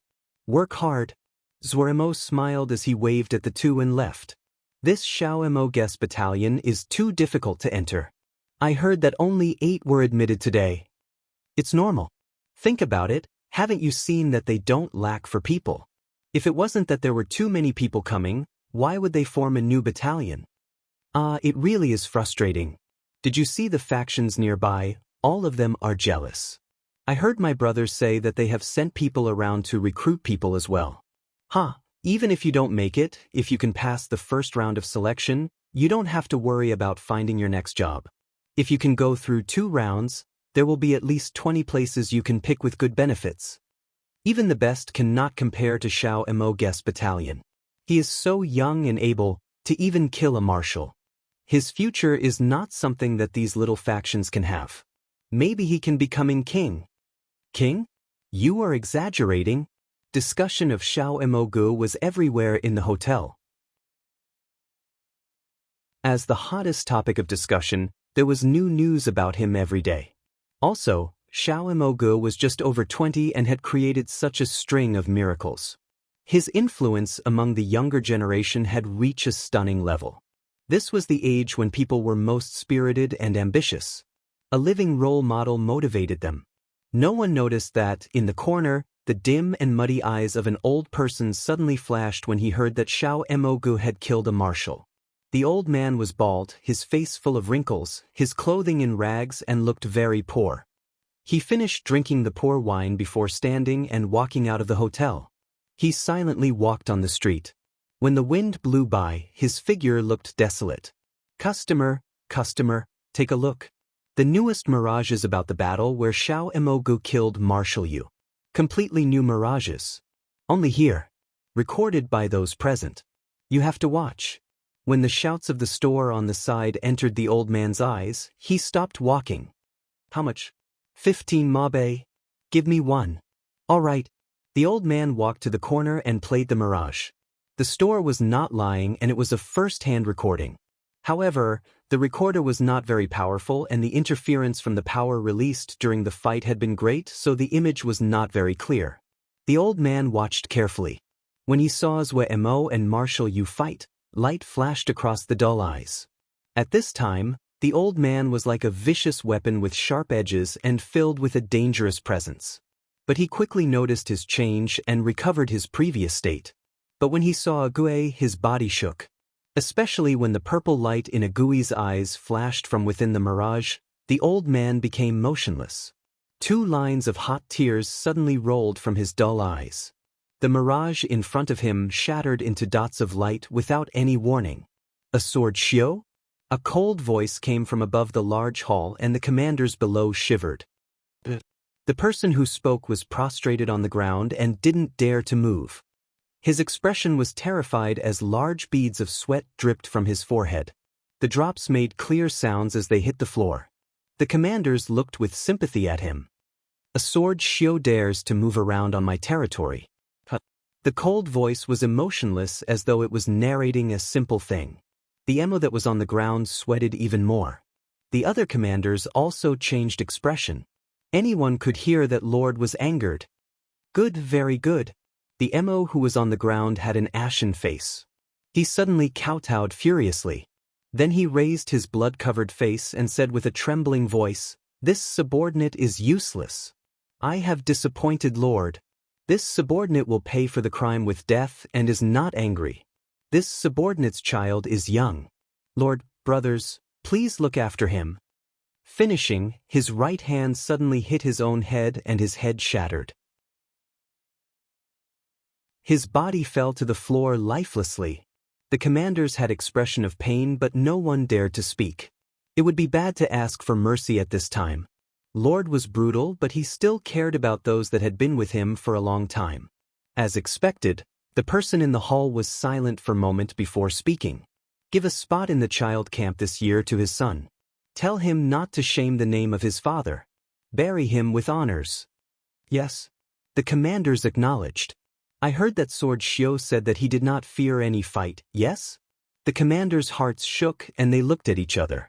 They hadn't thought that even this had reached the ears of their lord and they immediately knew it wasn't good. They knew Lord's temper. He always wanted to be the best. Since the words the other had said reached Lord's ears, Lord would not be able to tolerate this.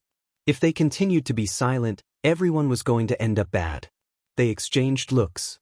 One battle general stood out and said, "This subordinate requests to fight. This subordinate requests to fight.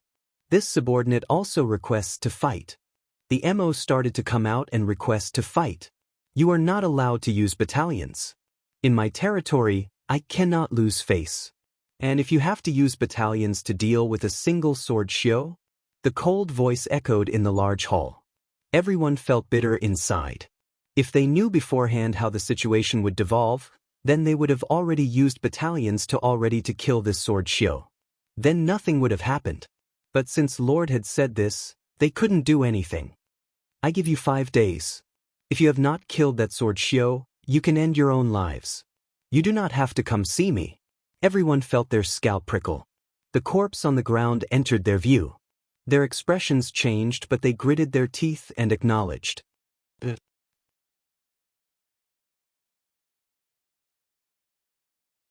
Chapter 662. Leaving the hall, everyone had serious expressions. One of the more reputable clan leaders said, "Everyone, we have no method of retreat. If we cannot complete this task, the Lord will be angry and it will be a calamity to our clans." The other people nodded. Lord is right. A sword Xiao dares to be so arrogant under our eyes. If we left him alive, we would have no face left. You are right. The people all agreed. They quickly discussed for the clans to send out the strongest experts of their clan to kill this sword Xiao. No one thought that this battle that was fated to shake the world would be started by their hands. The youth looked at the person in front of him. He was startled and then shot forward to grab the other's collar. He lowered his voice and cried, "You dared to come back. You aren't afraid of being killed?" His lowered voice was filled with suppressed excitement. The newcomer chuckled. "Since I dare to come, I am not afraid. If someone saw this, they would definitely scream." This person was Gu Liangdao. In Xixian, Gu Liangdao had sneaked back into Xixian. Who could have thought of this? The white-robed youth released him and set up a jinji to stop people from eavesdropping before he smiled. "I forgot that you are actually a detail-minded person and would leave yourself an escape route. You had conquered those Mojie for so long, how could you not do something? You knew that this day would come." Gu Liangdao's smile was slightly bitter. The youth saw this and couldn't help but sigh inside. He smiled and said, "You are pretty good now. At least you are free and don't need to be ordered around by those young masters. Come, let's drink some tea." Gu Liangdao did not speak and drained the cup. "Come and help me," Gu Liangdao suddenly said in a muffled voice. The youth holding the teacup suddenly stilled. His expression was unchanged as he said with a smile, "Your situation is not very good right now. While the people under you are loyal, but many of them have families over here. As time progresses, they will change. Also, you only have Mojie under your command and they are not friendly to you Xiaojia." Gu Liangdao laughed and there was no fear on his face. "You are right, so you come help me. No one knows your talents better than me. It would be very boring for you to die of old age on this mountain." The youth suddenly smiled and rose. "Let's go." Gu Liangdao stilled. "What? You have other things to do?" the youth asked. "Nothing," Gu Liangdao instinctively answered. Then he laughed. "I spent so much time trying to think of many ways to persuade you, but I didn't even use one of them." The youth shrugged. "I'm just an accountant in Xixian and the amount of jingshi I get every month is pitiful. I don't have any family or relationships. At least, with you, I will get to eat meat." "Ha!" Gu Liangdao laughed freely. Their departure did not attract any attention. For Xixian, he was just an insignificant person. Li Xian'er looked around curiously. This was the first time she was in the Mo territories.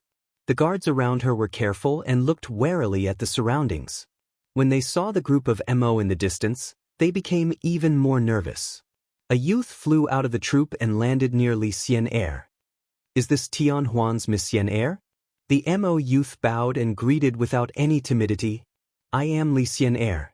Li Xian'er came forward and bowed. "Sir is?" The Mo youth's gaze landed on Li Xian'er and immediately showed shock. He said with a smile, "This one is the son of Marshal D. Miss Xian'er can call me Shi. She has come with orders from Marshal Miao to welcome Miss Xian'er." "Thanks, Master Shi." Li Xian'er smiled slightly. "Please." She turned his body slightly and reached out to usher her. On the road, the two had a good conversation. She was a good conversationalist and easy to talk to. He had exceptional knowledge and it was undoubtedly a pleasure to chat with him. Li Xian'er glanced at Zai's guards out of the corners of her eyes and was intimidated. These MO guards had heavy killing intent around them and clearly were experienced. This Marshal D really had considerable power. She had been very shocked when grandfather had told her to come see the MO. She had gaped when she learned that Tian Huan had deep relationship with the MO. She had never been so naive to think that Xiuzhe should exterminate Yao Ma, but she had never thought that Tian Huan and the MO had such a close relationship. Later, she learned that it wasn't just Tian Huan. The other three great sects also had allies among the MO. Li Xian'er suspected that there would be allies of the sects in the Yao world as well. After the initial shock, Li Xian'er quickly calmed down. It was normal when she thought about it. The four great sects had existed for thousands of years, and the MO were not a unified and monolithic group. Her mission was to be an envoy to the MO on behalf of Tian Huan. This was the first time that Tian Huan and Marshal D would meet for the first time. The troop that welcomed them was very large. Someone of Zai's stature acting as the messenger reflected the importance that Marshal D placed on Li Xian'er's group. Li Xian'er looked around excitedly at the novel scenery along the way. Zai's gaze occasionally landed on Li Xian'er's face and a hint of heat flashed across his eyes. This is Xiao Mo guess information. Ming Yu's eyes were bright like stars. Ji Liu carefully browsed it. He was able to enter the 10-finger prison and cultivate the 10-crow celestial apparatus. He should have the blood of both Mo and Yao. This person is of unknown background and is very powerful. His Yao arts and Mo skills are very outstanding. He is also a gold battle general.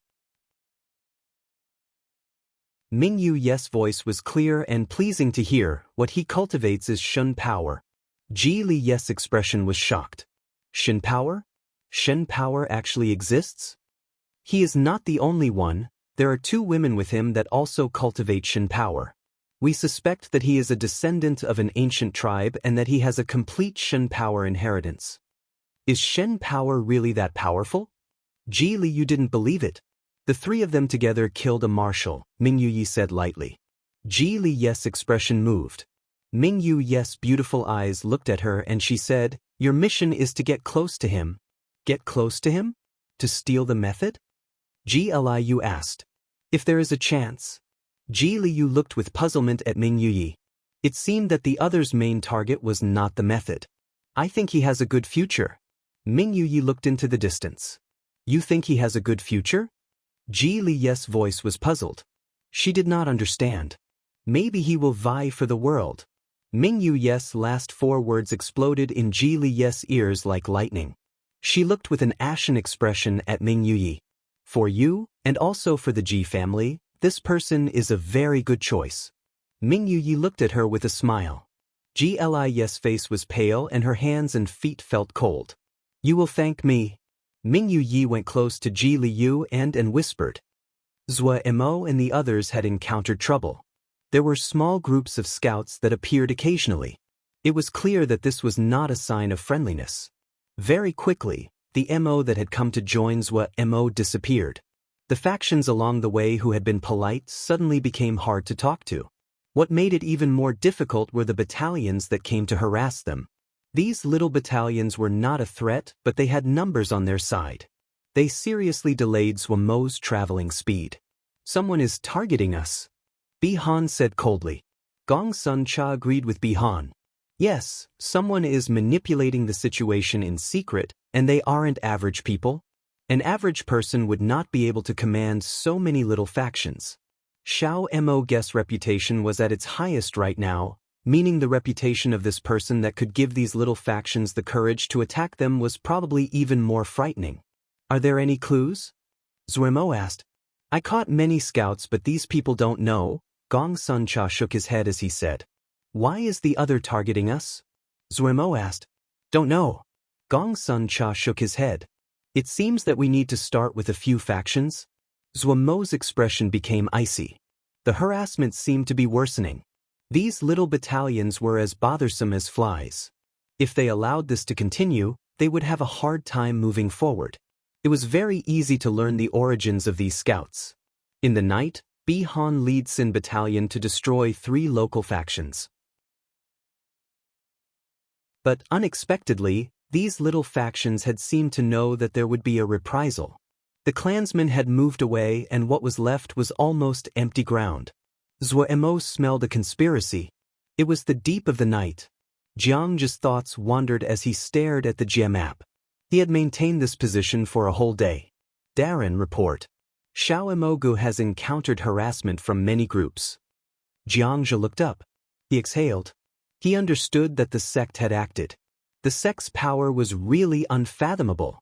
In the message he sent the sect, he stated that he hoped that the sect could buy some time for him. He needed more time to set up. Jiang felt much more relaxed. This battle had been a huge pressure on him. He had fought against Bihan since childhood and the two were very familiar with each other. He knew how terrifying Bihan was. They had sparred in the sect but he had never thought there would be a day that he and Bihan would meet on the battlefield. There was no retreat from this battle. He had not thought of escaping but his personality was cautious and he was even more careful against Bihan. This was a battle that they could not lose. No matter what, they could not lose. Facing such astounding pressure, he was still composed. If there was enough time to prepare, he had the confidence to defeat Bihan. More time meant he would be able to make more preparations. Jiang stared at the Jia map. After fighting this battle, he would go to Cloud Sea Jia to get revenge for Feng Shiji. Jiang said to himself.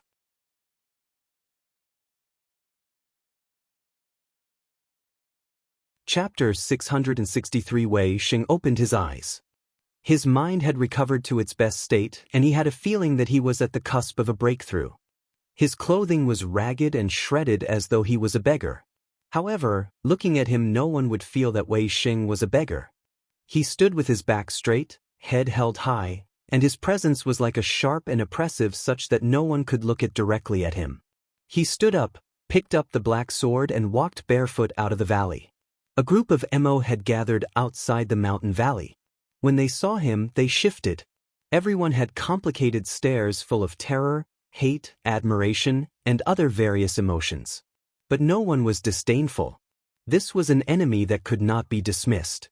Who's next? Wei Xing's gaze was determined. The Mo shifted again. This was the fourth day. In these 4 days, over 30 people had died under the sword of this sword Xiu. Up until now, no one had even been able to exchange 3 blows. The great majority of people hadn't been able to survive the first strike before dying. He really was terrifying. So Xiuzhe also had people that were like Mo gods. In this moment, everyone's mind stopped and a short silence appeared.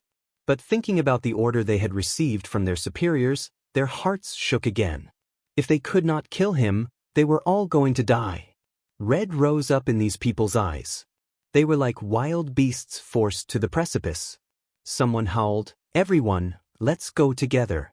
Everyone's eyes lit up. Darren had only said they could not use battalions, but not that they couldn't fight together. Looking at their numbers and the lonely Wei Xing, their morale rose. With so many people attacking one person, no matter how powerful the sword Xiu was, he could not kill all of them. Kill? They cheered as they charged at Wei Xing. Looking at the noisy Mo, Wei Xing's sword-like gaze did not shake at all. His face seemed to be carved from granite, and completely emotionless. He tightened his grip on the black sword and moved forward. In his heart, there was only sword essence. The black sword in his hand seemed to respond to the sword essence in his chest and shook lightly. It was hungry and wanted to drink fresh blood.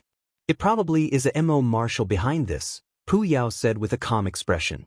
He had spent a long time in the Mo territories with the Corps Command in the past and was very familiar with the Mo. Yes. Wei also nodded. When Pu Yao and Wei agreed on something, it meant that their conclusion was pretty reliable. But, Mo Marshal? Zuo felt pressure at this answer. Any Mo Marshal was the ruler of an entire region. They might have defeated Marshal Yu, but that didn't mean marshals were easy to deal with. If Marshal Yes battalions hadn't been busy and unable to come to help, if Marshal Yu had actually fought them seriously, Zuo wouldn't have had a chance at all. The power that a Mo Marshal possessed was really too great. Enormous battalions, vast lands, countless experts. Each Mo Marshal represented a titan. The power possessed by those top marshals rivaled the 4 great sections. If everything here was being manipulated by a Mo marshal, then it really was great trouble. Zhuo Mo knew that Pu Yao and Weiss' guess was probably correct. With his present reputation, unless there was a Mo marshal supporting them, these little factions would not dare to fight against him. When he had clues, it was easier to investigate. Zhuo Mo and the other quickly found out which Mo marshal was acting against them. Marshal Hao, the fifth strongest Mo marshal in the 100 Savage realm. The Mo Jie that Zhuo Mo's group were in now was very close to the area ruled by Marshal Hao. Marshal Hao was the most likely suspect. After investigating, Zhuo Mo had a clear understanding of Marshal Hao. Compared to Marshal Yu, Marshal Hao could be said to be an old marshal. The number of Jie he ruled was 3 times larger than that of Marshal Yu. He had become a marshal hundreds of years before Marshal Yu. Just the little bit of information that they found was enough for Zhuo Mo to end all thoughts of fighting the other. However, what was puzzling was that if Marshal Yu really had enmity towards them, then they had the power to completely exterminate them. Marshal Hao had more than 100 battalions under his command. To say of nothing else, just the sheer number would be enough to drown them. But why did the other only send little battalions to harass them and slow down their speed? Drag down their speed? What goal did the other have? Zhuo Mo suddenly jumped up. Was there something waiting up ahead for them? Father, a middle-aged man said respectfully. According to your orders, Xiao Mo guess speed has slowed down. Not bad. Marshal Hao had a satisfied expression. His figure was slightly short and stock, and he always had a smile on his face. He looked like a normal shopkeeper. He saw the puzzlement on his son's face and said with a smile, "You are puzzled?" "Yes." The middle-aged person nodded. "If we really want to slow them, we only need to invite Xiao Mo guest group to be guests here. With father's reputation, they definitely would not refuse. That way, we won't create bad relations with them, and we can still realize our goal. Wouldn't that be better?" "It is very good you can use your head." Marshal Hao looked at his son and said, "However, you need to look further. What do you feel is a greater danger to us, Xiao Mo Gu or Xian Kong Temple?" "Xian Kong Temple?" the middle-aged man said after thinking. "While they are our allies in secret, they also have the power to vie for the world and is the greater threat to us. Right?" Marshal Hao smiled coolly. "While Xian Kong Temple appears to have a good relationship with us now, there will be fighting in the future. Xiao Mo Gu has potential, but he has a weak foundation. It will not be easy for him to establish himself." The middle-aged person was thoughtful.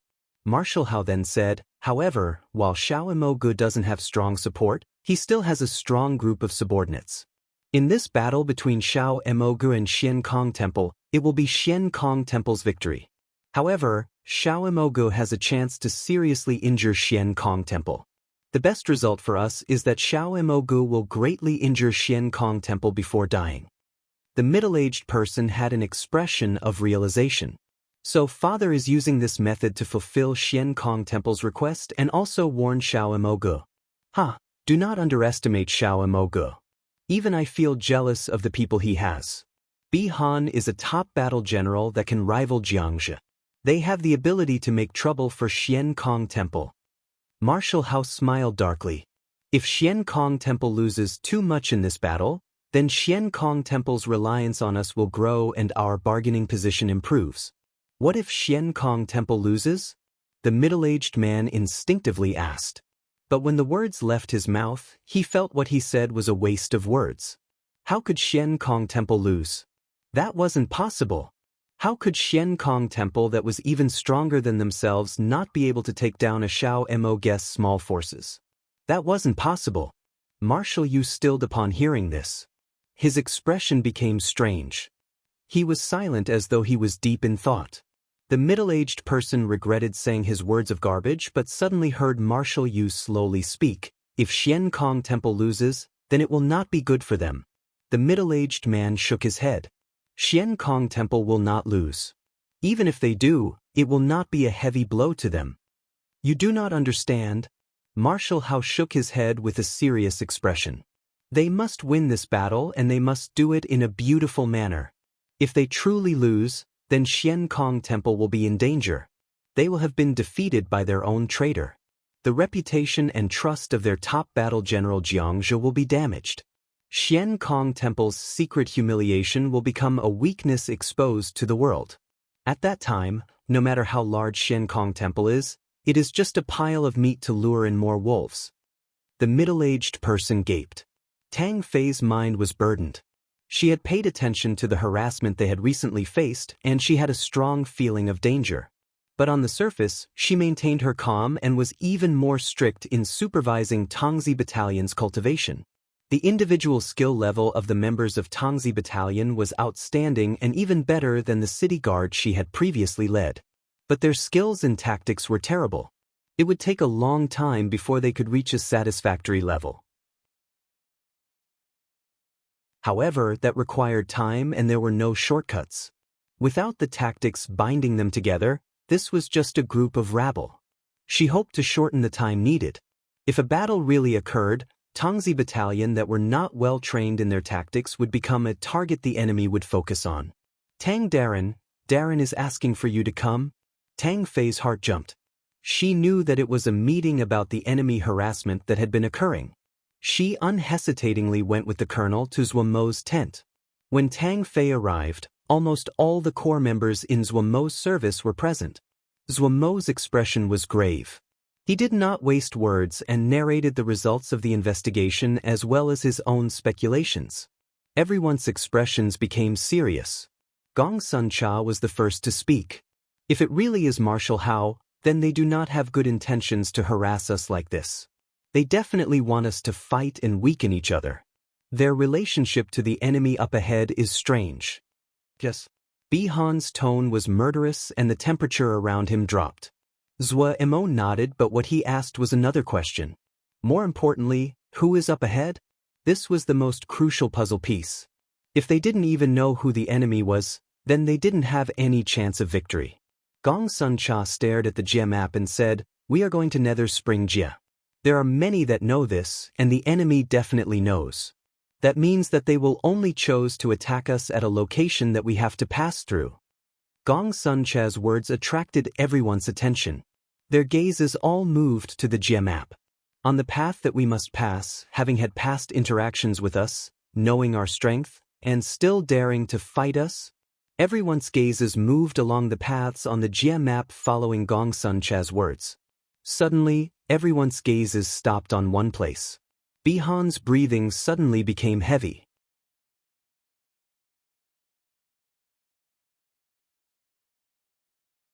Chapter 664, Danger. It seems that Xiankong Temple is determined to exterminate Xiao Emogu. However, they really think highly of Xiao Emogu. Xue Dong said with a laugh. Xue Dong had thick brows and large eyes. His appearance was fine and he had a bloodthirsty presence from battling for long periods of time. He had come to find Lin Qian immediately after he returned from the front lines. While Lin Qian was the Shixiang, Xue Dong was older. The two had a close relationship. Withdrawing his consciousness from the Jade Scroll, Lin Qian was slightly distracted. In order to guarantee their victory this time, Xiankong Temple had sent out 2 of their Fanshu Xiozha to kill Xiao Emogu. Xiankong Temple's action was well concealed, but Kunlun's spy was placed high enough in their ranks that they were able to pass this on. What? Xue Dong sensitively detected Lin Qian's state. Lin Qian came back and said with a smile, "This Xiao Emogu is really an extraordinary person. It is a pity he will die." Oh. Xue Dong was slightly shocked. "I'm curious to know more about this person that you think so highly of. I fought against him when I went to the Mo territories this time. He seems slightly unfathomable." Lin Qian lightly described. Xue Dong changed expression. He knew how strong Lin Qian was. When Lin Qian said something like this, it meant that their battle had ended in a stalemate. Lin Qian's brow creased. This person's origins are very strange. He seems to have both Yao and Mo blood. Both his Yao arts and Mo skills are strong, and he also cultivates Shen power. Shen power? Xue Dong's eyes widened and his face was shocked. "Yes, I only comprehended Shen power because I fought against him this time." Lin Qian thought of something and frowned again. He most likely has a complete inheritance. It would not be good if that lands in the hands of Xiankong Temple. Kunlun wasn't the only one that was studying Shen power. Any sect that had history had ambitions about this. But in terms of who spent the most effort, it was undoubtedly the four great sections. Xuedong's eyes narrowed. Yes. We cannot have the Shen power inheritance land in Xian Kong Temple's hand. Why don't we send a few people as well? That will not be appropriate. Lin Qian shook his head and his expression was grave.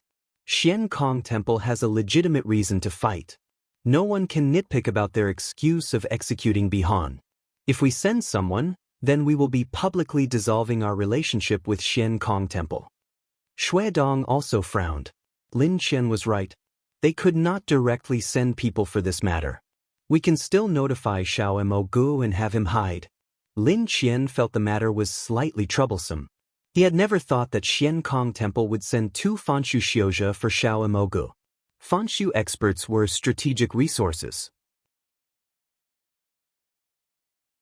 If it was not a matter of life and death to the sect would not use them. It seemed that Xian Kong Temple also understood the importance of this battle for them. It is really troublesome this time. Zuomo's expression was very ugly. Xian Kong Temple really has a high expression of Tsk, Fanshu, and 2 of them. The other commanders had terrible expressions. Zuorimo received a letter today that said Xian Kong Temple had sent out 2 Fanshu experts to assassinate him. Xian Kong Temple clearly was wary of Zuorimo after he killed Marshal Yu, so they were even willing to use such dishonorable tactics to completely eliminate this threat. While no one knew who the sender was, but everyone understood that this letter was probably true. 2 Fanshu. This completely exposed the magnitude of Xian Kong Temple's great power. To kill a person by sending 2 Fanshu, only the 4 greats would have the resources to do this. This was power. Even with someone notifying him, Zuorimo and the others had no solutions. How about we return to Cloud Sijie? Gong Suncha looked at Zuorimo with worry in his eyes. 2 Fanshu would have the ability to cut through their battalion. If they were working with battalions, their power would be even greater. Zuorimo grimaced. Not enough time. I'm afraid that these 2 Fanshu old thieving baldies are not far from us. Bihan was silent. He hadn't thought that the sect would actually send 2 Fanshu to kill Zuorimo. He had been with the sect for many years and knew that experts on Fanshu level were the ultimate power for the sect. Had Xian Kong Temple felt that they were a threat to the existence of the temple? He felt slightly conflicted. He desired to fight against Xian Kong Temple, but he knew that the 2 Fanshu were a big trouble. Zuomo's gaze suddenly landed on Bihan. How many Fanshu does Xian Kong Temple have? Bihan stilled but quickly reacted. 5, 1 left to travel 30 years ago and has not returned. 1 is still in death seclusion. 1 was on a mission by the sect leader 10 years ago and has not returned. There are only these 2 left. Zuomo's expression eased and he said, in other words, they can only send these 2 Fanshu. Thinking, Zuomo asked, if I flee, will these 2 Fanshu meet up with Xianxia? Bihan shook his head. Oh. Zuorimo was very surprised at the certainty in Bihan's answer. But if they meet up with Xianxia, wouldn't their chance of victory increase? Fanshu can also die, Bihan said coolly. Zuorimo immediately understood. Yes, while a Fanshu was powerful, they could still die. If a powerful battalion did not care about losses, they might be able to kill a Fanshu Xiozha. Xian Kong Temple did not lack battalions, and would not risk their Fanshu experts on the battlefield. So the mission this time was an assassination. Zuorimo also understood why Xian Kong Temple would send 2 Fanshu. He had killed Marshal Yu. In the eyes of Xian Kong Temple, he was someone that could threaten Fanshu. Xian Kong Temple could not afford to lose any Fanshu. Zuomo's eyes lit up. He suddenly found that there might be a chance. Xian Kong Temple would not know that someone would have warned him about their assassination mission. After thinking for a long time, Zuorimo raised his head and confidence came back to his face. I have an idea. Under the ground, Wei Xing gripped the hilt of the black sword and stopped his breathing. He quickly became like a piece of rock and all signs of life faded from him. Damn it, we lost him again, one person swore. Are we going to keep chasing? Another asked weakly with a thread of fear in his voice.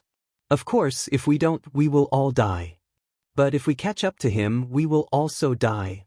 The group became silent. No, if this continues, we will all die. Then what do we do? Wait. Wait for Lord to send out a kill warrant.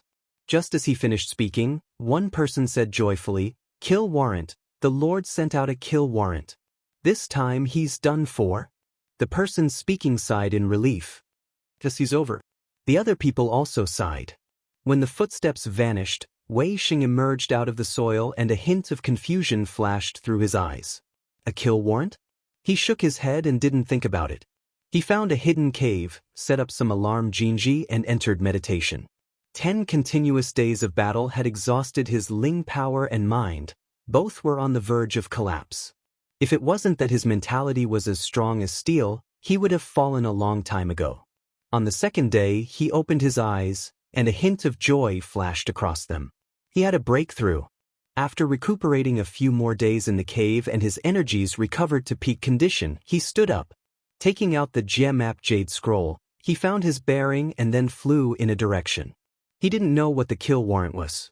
He didn't know that that kill warrant was causing a storm in the 100 Savage realm. What?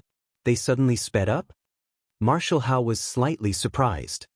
They didn't change their destination? No, the middle-aged man said. It seems that they have already detected it. Marshal Hao did not speak. He was deep in thought. A moment later, he raised his head. It seems that Xiao Mogu already knows who their enemy is. Oh, have our people stopped the harassment? Stop the harassment? The middle-aged person was surprised. Isn't that just? It's nothing. Marshal Hao sneered. We aren't Xian Kong Temple subordinates. We don't need to give them too much face. Xian Kong Temple probably won't have an easy time in this fight. The middle-aged man didn't understand why father would say such a thing. Xiao Mogu is really daring. A hint of admiration flashed through Marshal Hao's eyes. Why this direction? Zhou Mo asked in confusion to Pu Yao and Wei. He, Tsing Lianer, and Agui were furiously flying forward. In order to avoid the scouts along the way, they did not ride Mo steeds but flew on their own. Zhou Mo had designed an extremely daring plan. He decided to lure the 2 old Fanshu thieving baldies away in a huge circle. Just like how Xian Kong Temple were not willing to put their Fanshu in danger, Zhou Mo was not willing to have these 2 thieving baldies enter the battlefield and affect their chances of victory. Zhou Mo was full of confidence in Bihan and Gong Sun Cha. As long as these 2 old thieving baldies did not attend the battle, Zhou Mo believed they would win. If Gong Sun Cha and Bihan defeated Xianxia, it would be enough to cause Xian Kong Temple to descend into chaos. If he could delay until that time, the 2 old thieving baldies would no longer have the time to chase him. They would have to go back to steady the sect and his predicament would be resolved. The crux of this strategy was a race of time. On his end, the longer that he could drag this out, the more beneficial it would be. The other side with Gong Sun Cha and Bihan, the faster they defeated Xianxia, the safer he would be. If he had to face the 2 old Fanshu thieving baldies head-on, Zhou Mo definitely did not have a chance. But if he was playing hide-and-seek, Zhou Mo did not fear it. With Pu Yao and Wei present, these 2 cunning people, Zhou Mo thought that the 2 old thieving baldies wouldn't stand a chance.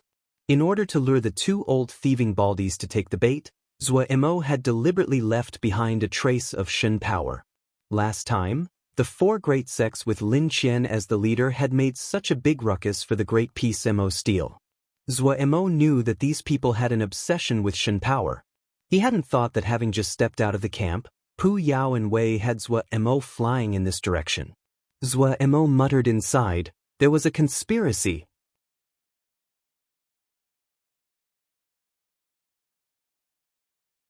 Chapter 665, Pu Yao and Wei's conspiracy for Fanshu Xiuzhe. Sneaking into the guarded camp was slightly troublesome, but if the other was not on guard, the chance of success was very high. The other had not been on guard. The 2 entered the camp without any resistance. A moment later, Dai Tao's expression became strange. He's not here. Ji Jing did not show any expression. Dai Tao's attire was like that of an average xiu. people would find it hard to deduce what kind of xiuzhe he was based on his attire. Ji Zheng was the exact opposite. Bald head, prayer beads, monk robes, he looked like a stereotypical Dynana Xiao at first glance. The only thing that would cause people to take notice was that granite and icy face. It didn't have the harmonious air of Diana Xiao. Instead it was cold and murderous, inspiring fear in the onlooker. Dai Tao was not from Xian Kong Temple. He was a roaming Xiao. In order to break through to Fanshu, he had joined Xian Kong Temple. Xian Kong Temple's enormous resources and the great and famed collection of records had been of great help to him. He had successfully entered Fanshu and became one of the elders of Xian Kong Temple. Ji Zheng was a true disciple of Xian Kong Temple. His parents had been disciples of Xian Kong Temple. He had grown up from birth in the temple. Outstandingly talented, he had been one of the disciples that the sect had focused their resources in raising. He himself was a cultivation fanatic and didn't have any interest in other matters. His mind was pure, and his cultivation path could be said to have been a smooth one without facing any major obstacles. Ji Zheng suddenly turned his head and walked into a corner. When he stepped onto the grass, that emotionless face changed for the first time. His eyes lit up. Shin power. Shin power. Dai Tao paused. When he walked to this place, his expression also changed to shock. Such pure Shin power. Does this boy have a complete Shin power inheritance? We chase him, Ji Zheng said decisively. Dai Tao hesitated. If they took the chance to kill Bihan, it would be a destructive blow against the enemy. However, he quickly suppressed this thought. In comparison, Xiao Mo guessed Shin power inheritance was more attractive to him. Shin power inheritance. His mind heated slightly. If he was able to obtain the Shin power inheritance, maybe he could enter dashing level. Dashing, the highest level of cultivation and representing the strongest power in the world. How many years had it been since a dashing expert appeared? Dai Tao was actually satisfied with having reached Fanshu. However, he understood that without Xian Kong Temple, he would not have been able to do it. Consequently, he hadn't had any thoughts about the distant dashing stage. But this Shen power inheritance that suddenly appeared now gave him a thread of hope. Xian Kong Temple had studied Shen power for a long time. Dai Tao was one of the most powerful in the temple and had participated in the process. While Xian Kong Temple had not produced any results up until now, Shen power had been found to be a higher power than Ling power. For normal xiuzhe, this was nothing. The cultivation of Ling power itself was already an endeavor vast as the ocean and endless as the sky.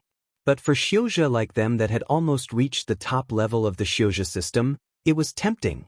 The two quickly disappeared. Multiple breaths later, a figure slowly formed from empty space near where the two had been. It was Luoli. 2 hours later, Xiao Mo guest battalions started to mobilize. Full speed ahead. Now tell me why we are going in this direction. Zhua Mo glowered at Pu Yao and Wei. He isn't so easy to fool. You two lowly cunning, shady, and shameless people. Do not think you can do such unspeakable things behind my back. Zhua Mo's speech was both urgent and fast. However, the two in front of him clearly would not be defeated by words of this degree. It is a good thing. Wei smiled harmlessly. It is not so easy to avoid Fanshu. Threat. Pu Yao was definitely threatening him. However, the thick-skinned and black-hearted Xiao Mogu was immune to threats like this. He sneered. Everyone's on the same boat, what's the use in scaring me? You guys can escape if I don't? This time, it really is a good thing. Wei still had a friendly smile. Zhua Mo glanced at Pu Yao. He wondered inside, this guy hadn't argued with him today, it wasn't normal. What? Zhua Mo responded. Actually, in the past, we did leave behind some things. Wei hesitated but still spoke. Zhua Mo stilled but then his eyes flashed like Jingshi. Whoa. Jingshi? Omabe? Or the legendary 1,000-year treasure hoard. You were so strong in the past, the riches you gathered. Oh, rich. Ha. In the sea of consciousness, Zhua Mo danced excitedly. Riches? Wei's expression was dazed. I knew he would be like this, Pu Yao said expressionlessly. After being calm for a moment, Pu Yao's tendons visibly bulged up. His forced expression of calm became twisted. There seemed to be an angry fire burning in his bloody pupil that increased. His teeth ground like millstones. He was clearly angry to his limit. It isn't riches?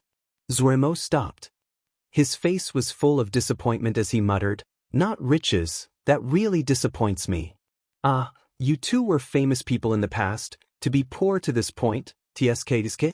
Shut up."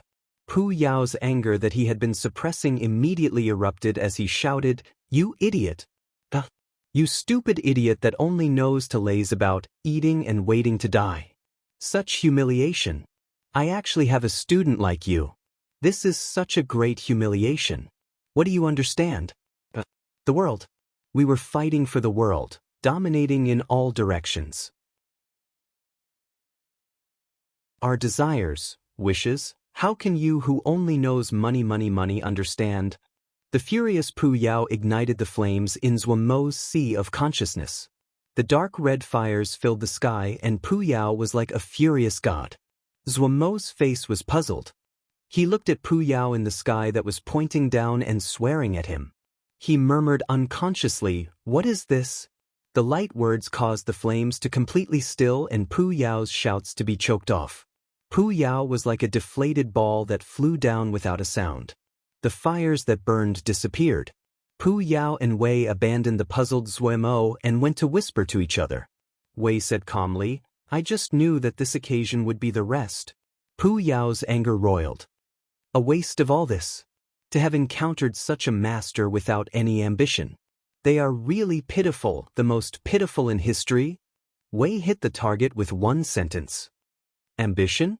It isn't the first time that he was just eating and waiting for death. Pu Yao was discontent. All the things that we had done, so much preparation to leave for. Wei said calmly, "We do not have any other choices." Pu Yao gritted. "The great. I'm going to die of anger. How can he benefit without paying a price?" Wei looked at Pu Yao who was about to go off again and said calmly, "He probably doesn't want this benefit." Pu Yao seemed to think of something and snickered. That isn't up to him." Wei heard something. "What do you plan on doing?" Pu Yao didn't answer and asked in response, "What kind of person do you think he is?"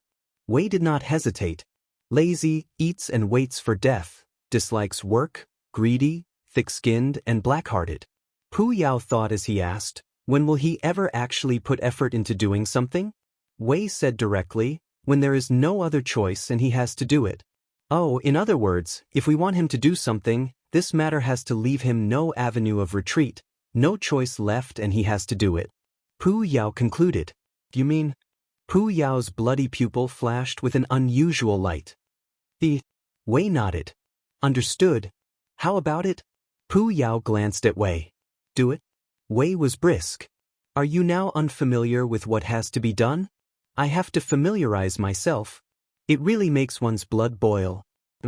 Suddenly, Zuemo had a bad feeling. Then he saw Pu Yao and Wei who had been whispering off to the side turn to look at him and grin darkly. Zuemo shuddered. Were those two planning something else? Zuemo thought. The two had already turned around and did not seem to intend to pay any more attention to him. Zuemo suppressed the impulse to ask and left his sea of consciousness. He would not get any answers. It would be safer to stay away from these two. Of course, most importantly, it wasn't riches. After hearing that it wasn't riches, Zuemo immediately lost interest in what Pu Yao was talking out. He was very wealthy now. Anti-Dragon Claw, 3,000 threads of worry, these two were top treasures. He had also been enriched after killing Marshal Yes Group. The black-hearted treasure coins, the blue carp sword, all of them were powerful MO weapons.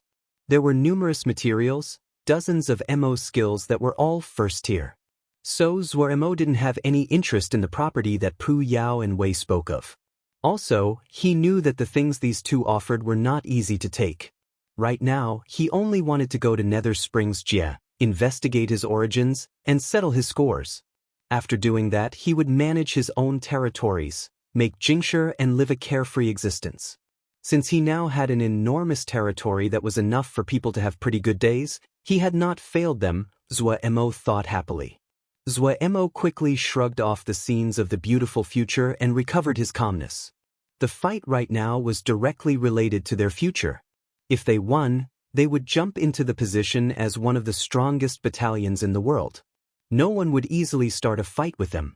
They would have an open road and they would push Xiankong Temple down into a place where they would not be able to get back up from. But if they lost? No, they definitely could not lose. For Xiankong Temple, this was a battle they could not lose. For Mo's group, this was also a battle they could not lose. This was a battle that they could not retreat from nor avoid. Mo became alert and started to ponder if his plans had any weaknesses. At this time, Mo was focusing all his effort and gave off endless spirit. His belly full of black water was not willing to stay hidden. He had to make some trouble for Xiankong Temple.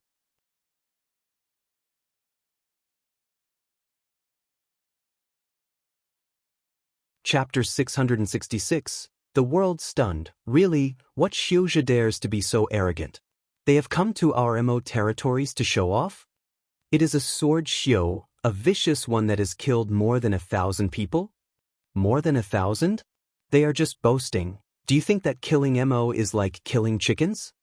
You don't understand. For an expert, it is easier to kill people than to kill chickens. Che, even the strongest expert is nothing in front of a battalion. True, but think about it. A sword Xiu has come to our territories. If we have to mobilize a battalion to deal with just one sword Xiu, tell me, isn't it embarrassing?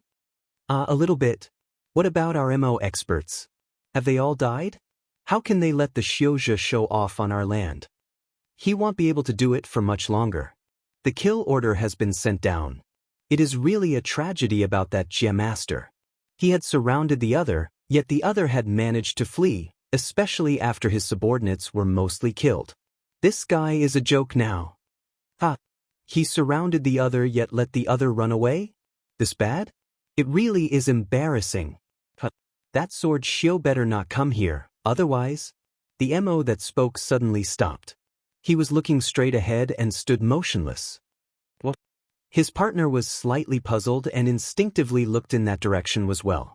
He was immediately stunned. A figure holding a sword slowly approached in the horizon. Wei Sheng looked at the city in front of him. He gripped the black sword in his hand. There was no fear on his face. He ignored the gazes filled with hatred and enmity as he walked straight towards the city gates. Did you hear? That sword Xiu has come here. He wants to challenge the experts of this Jie in search of a defeat. Look how dominant his words are, in search of a defeat. Is this guy crazy? Crazy? He's very smart. He made a big fuss and will only fight with you in the open. What? You don't dare to accept this. He has offended everyone with this action, but who can swallow the anger if someone challenged them directly? If they cannot defeat this guy in honest open combat, they won't have any face. It would be extremely shameful for anyone to do something from the shadows now. However, this sword Xiu won't be able to escape now. He can only keep winning. If he loses, he will die. His courage to force such a situation is admirable. TSK, this is going to attract attention. I hadn't thought that even Xiuzhi would have heroes like this. The news that a sword Xiu was challenging the Mo experts spread like wildfire. Those who heard it for the first time almost didn't dare to believe the years. The history of hatred between Xiuzhi and Mo could not be narrated in 10 whole days. Now a sword Xiu had run into the Mo territories and publicly challenged Mo experts. It wasn't that Xiuzhi never sneaked into the Mo territories, but that every person who did so would disguise themselves as Mo and be careful in fear they would be discovered. Something like a person publicly entering the Mo territories along and challenging all experts had never happened before. Mad, arrogant, doesn't have a measure of himself. All kinds of judgments, the most evil curses, they came from the mouths of people. Everyone was waiting to mock him and see how the Mo experts would tear this horrid sword Xiu into pieces. In the first match, the sword Xiu won. The Mo watching were slightly shocked. In the second match, the sword Xiu won. The Mo almost didn't believe their eyes. In the third match, the sword Xiu won. The Mo started to quiet. 10 matches with no defeats. Wei Xing stood on the stage and gazing down proudly as he gripped his sword. The mo that were below the stage had ashen faces. It was completely silent. No mo had the bravery to get onto the stage. Wei Xing became famous. On the second day, the result of this battle spread into every corner of the 100 Savage Realm as though it had wings. 100 Savage Realm was in a furor. In the history of the mo, they had never appeared so disheveled. Facing the gazes of enmity in the surroundings, Wei Xing's sword heart was unaffected. He knew that this was the start. The further he went, the stronger the experts would be. However, he had finally escaped the endless pursuit of enemies. He had thought for a long time before deciding on his plan of action, publicly exposing himself in such an attention-catching manner. Wei Xing was not cunning, but he was not a stupid person. He knew that his arrogant actions would infuriate the mo, but this was also his goal. When all gazes of the 100 Savage Realm gathered on him, those methods in the dark could not be used. The mo would not accept that. There was only one way that would not cause them to lose face: defeating him openly and fairly. The more influence this matter had, the safer he was. But at the same time, his opponents would become stronger and he would be in more danger. However, he did not fear it at all. In his view, the stronger the opponent, the more it could refine his sword essence. He walked step by step towards Nether Springs Jie and refined his sword essence. No matter how far he walked, it was like he always had his back against a precipice. A situation with no hope. When Wei Xing used this kind of decisiveness to challenge all of the mo territories, how could the world not be stunned? Zhua Mo, Agay, and Tseng Liana were carefully hiding. Pu Yao really was skilled in committing devious acts. He had given over several methods to hide and conceal their tracks. Along the way, he had occasionally pointed out to Zhua Mo what they needed to pay attention to. Pu Yao's great experience was completely shown. Zhua Mo suspected that this guy had frequently done things that could not be seen in the light of day. Zhua Mo and the others constantly changed directions and would purposefully leave behind some marks to confuse their pursuers along the way. Dai Tao and Ji Zheng were to be pitted for the hardship they encountered. The two had high cultivation, but they were not skilled in this field. Dai Tao was a roaming Xiao to start, but his luck had been good and he had entered an outer sect of Xian Kong Temple very early on. He usually taught sect disciples. Ji Zheng's experience in this area was almost zero. The number of times he had stepped outside of the gates of Xian Kong Temple could be counted on the fingers. His experience with the world was almost nothing. After Zhua Mo had led them in circles for 3 days, the two finally understood that cultivation strength could not solve all problems. The two immediately sent a message back to the sect, but the two had not discovered that Zhua Mo knew of their presence. Zhua Mo's actions seemed very suspect, but could also mean that he had some secret aim. If there wasn't a secret goal, why would Zhua Mo leave the battalion at this time? The news that the two of them had come was a well-kept secret.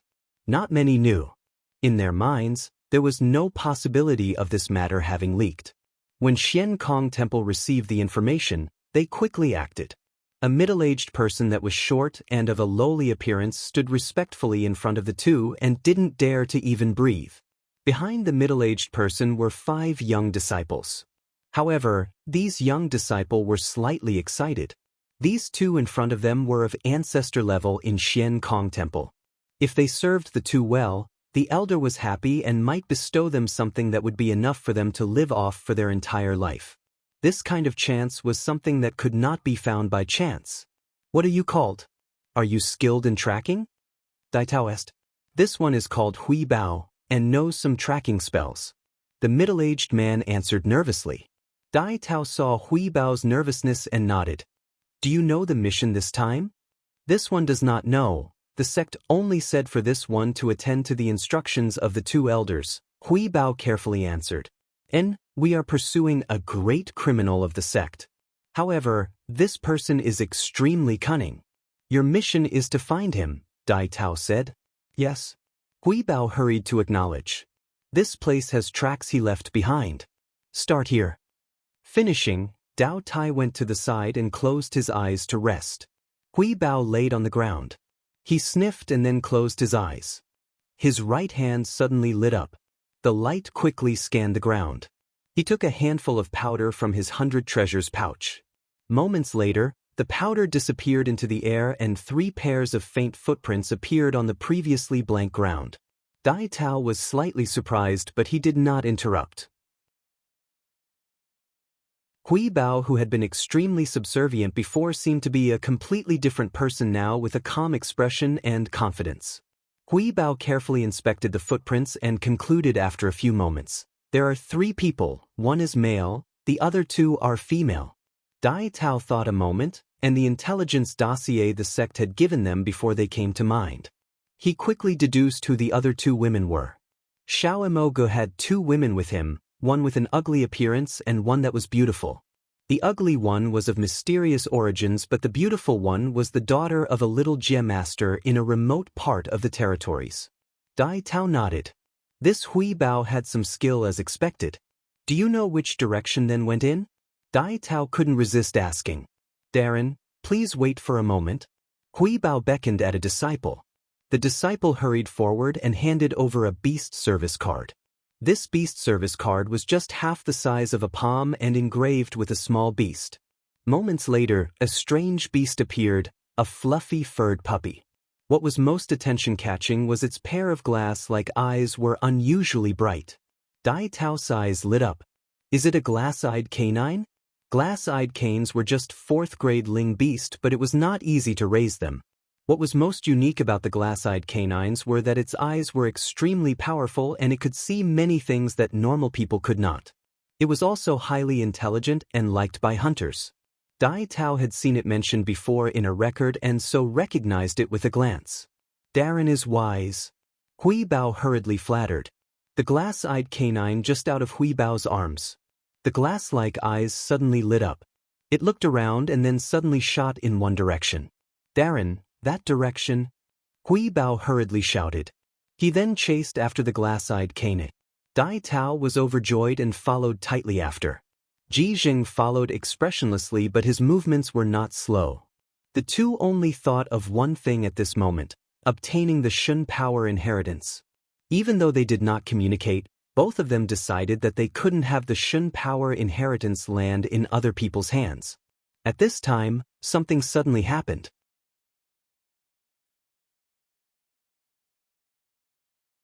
Chapter 667, Nasty. The glass-eyed canine running ahead of them suddenly wailed.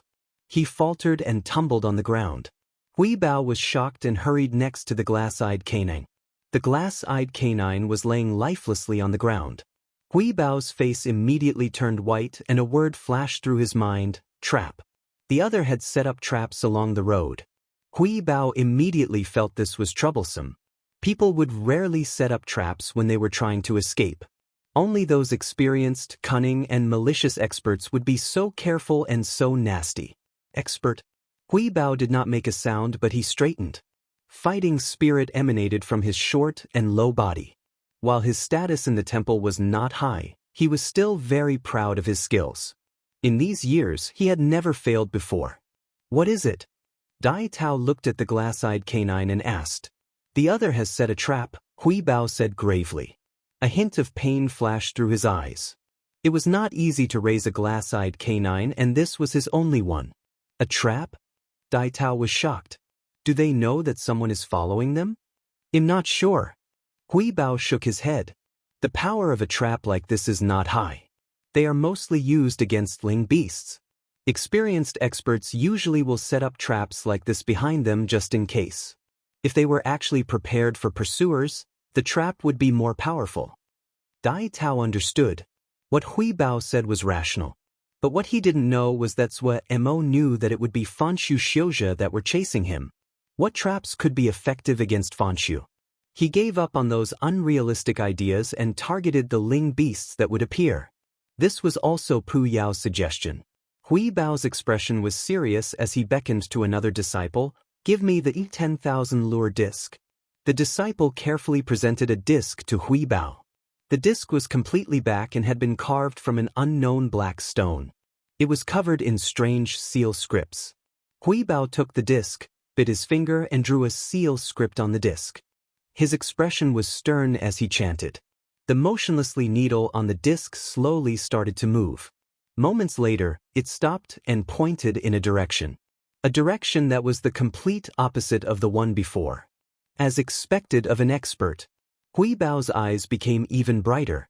Xiao Emoga and Xianxia, the famed battle general of Xiankong Temple, were going to fight to the death. Such explosive news created a great wave in the 100 Savage realm in a flash. While Xianxia was not as powerful as Gu Liangdao, he had been the first battle general to defeat and conquer a Emogia. Xiao Emoga's fame had skyrocketed up in this past while, defeating the Ming bandits and the Yu frontier guards. He also had a glorious record. This was truly a match of the strong against the strong. After the sky-splitting calamity, the Xiuzhe camp had successively achieved victories with many battle generals. On the other hand, the MO had been unable to muster an appropriate response. The major factions of MO maintained their silence. They naturally had their own considerations, but for the MO people, they felt shamed. But they could not argue against the truth. The battle between Xiao Emoga and Xianxia immediately attracted the eyes of all of the 100 Savage realm. Xiao Emoga's reputation had grown, and he was clearly the representative of the new generation of battle generals.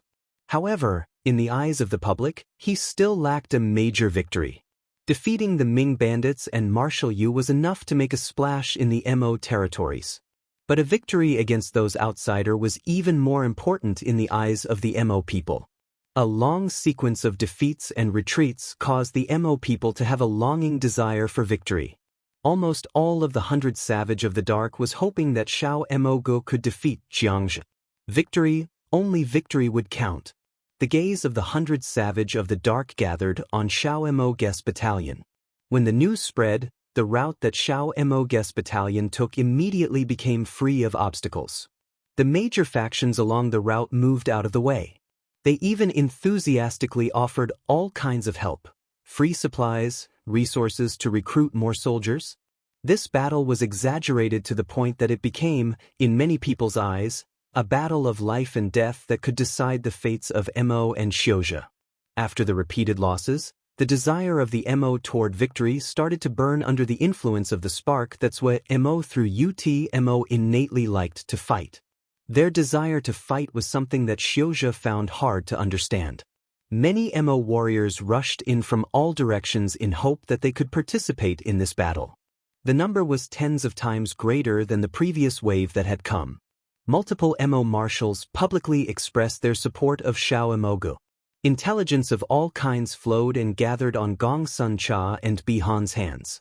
At the same time, Jiangzhe, who had wanted to focus on preparing for the battle, found that the number of scouts in the surroundings had suddenly increased and small-scale skirmishes also increased. The MO in his surroundings had seen the chance to make things difficult for Xiankong Temple. We cannot defeat you, but we could harass you and not give Jiangzhe the chance to prepare in peace. Many little factions teamed up and went to harass Jiangzhe's forces. Many people started to talk about how the Xiuzhe had hunted Yaoma in Bloody Sky metropolis Jie. They called on the MO to hunt Xiu. Some MO even called on Yao to ally together to fight Xiankong Temple. The 100 Savage of the Dark was extremely busy. The affair turned into a wildfire in a flash. The pressure of Xiankong Temple increased greatly. Zhua Mo, Agay, and Tsing Liana were walking on the street. They had completely changed their appearances and no one could recognize them on the street. The mirage of Xiao Emogu and Marshal Yes fight had spread through the entire 100 Savage of the Dark, and it would be trouble if they were recognized. But at this time, Zhua Mo was feeling smug. As the mastermind behind this string of events, he naturally felt smug about the situation. He had been the one to spread the news about so-called fight between Xiao Emoga and Jiangzhe. But he hadn't thought that the MO would react so fiercely, and the response was beyond his expectations. His original intention was to make things difficult for Xiankong Temple. The present situation was very beneficial for Gong Sun Cha and the others. They now had popular support, the advantage of home territory. This fight attracted the attention of all MO. No one would dare to act against them in fear of the world's anger. Just how much support Xiao Emogo had could be seen by Martial House Public Action. He had been the first to publicly support Xiao Emogo.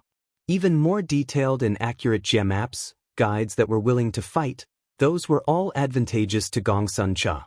The Mo-Jia occupied by Jiang's forces would also rebel when they heard the news. While all this could not overwhelm Jiangxia, it would take up a bit of his strength. An advantage was built up slowly like this. At this time, no one doubted Xiao Emoge's identity. Was it a joke? How could a Xiuzha fight against Jiangxia? Of course he is Mo, a pure male Mo, only they would have this daring. What? He knows Yao arts? Yao, you dare to fight for Xiao Yi with us? You don't want to live? Hearing this, Zhou Mo smiled. He asked Pu Yao, would those two old thieving baldies have lost our trail? Thinking about what he had set up along the way, even he felt uncertain. Nasty too nasty. Pu Yao's endless tricks really broadened his knowledge.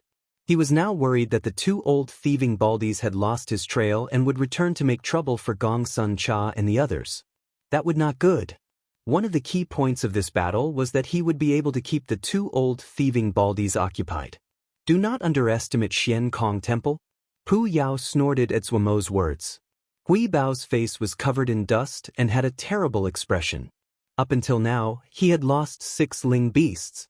The number of Ling beasts he lost in the past 5 years was not as many as what he lost in this one day. The others' moves were not mainstream measures.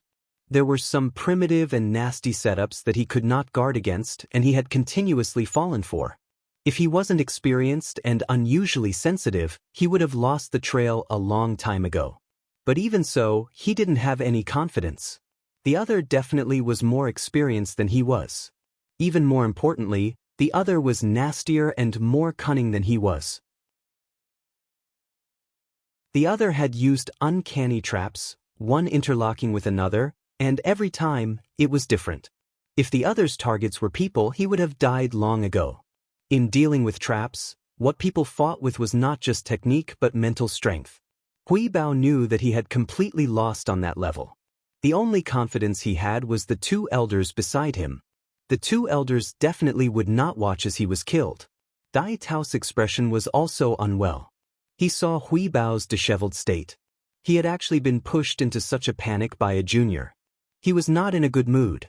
On the other hand, Ji Zheng had been expressionless from beginning to end as though he was not affected by the incidents at all.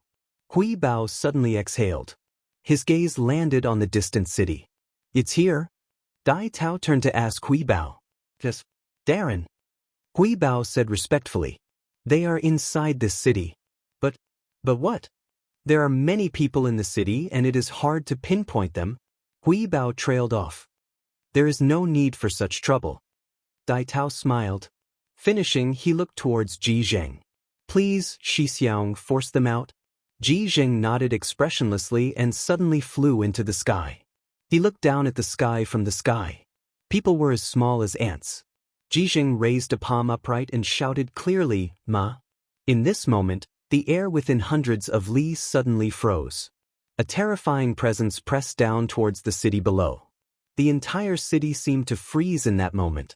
People instinctively looked towards the figure in the sky. Terror uncontrollably possessed every corner of their body. Their hands and feet felt cold and their minds were blank. A Diana light swept the entire city like a wave. When the Diana light lit up, Zhou Mo's expression suddenly changed. Damn it. He hadn't expected the other would not care at all and challenge the entire city. The Diana light gave him a feeling of extreme danger.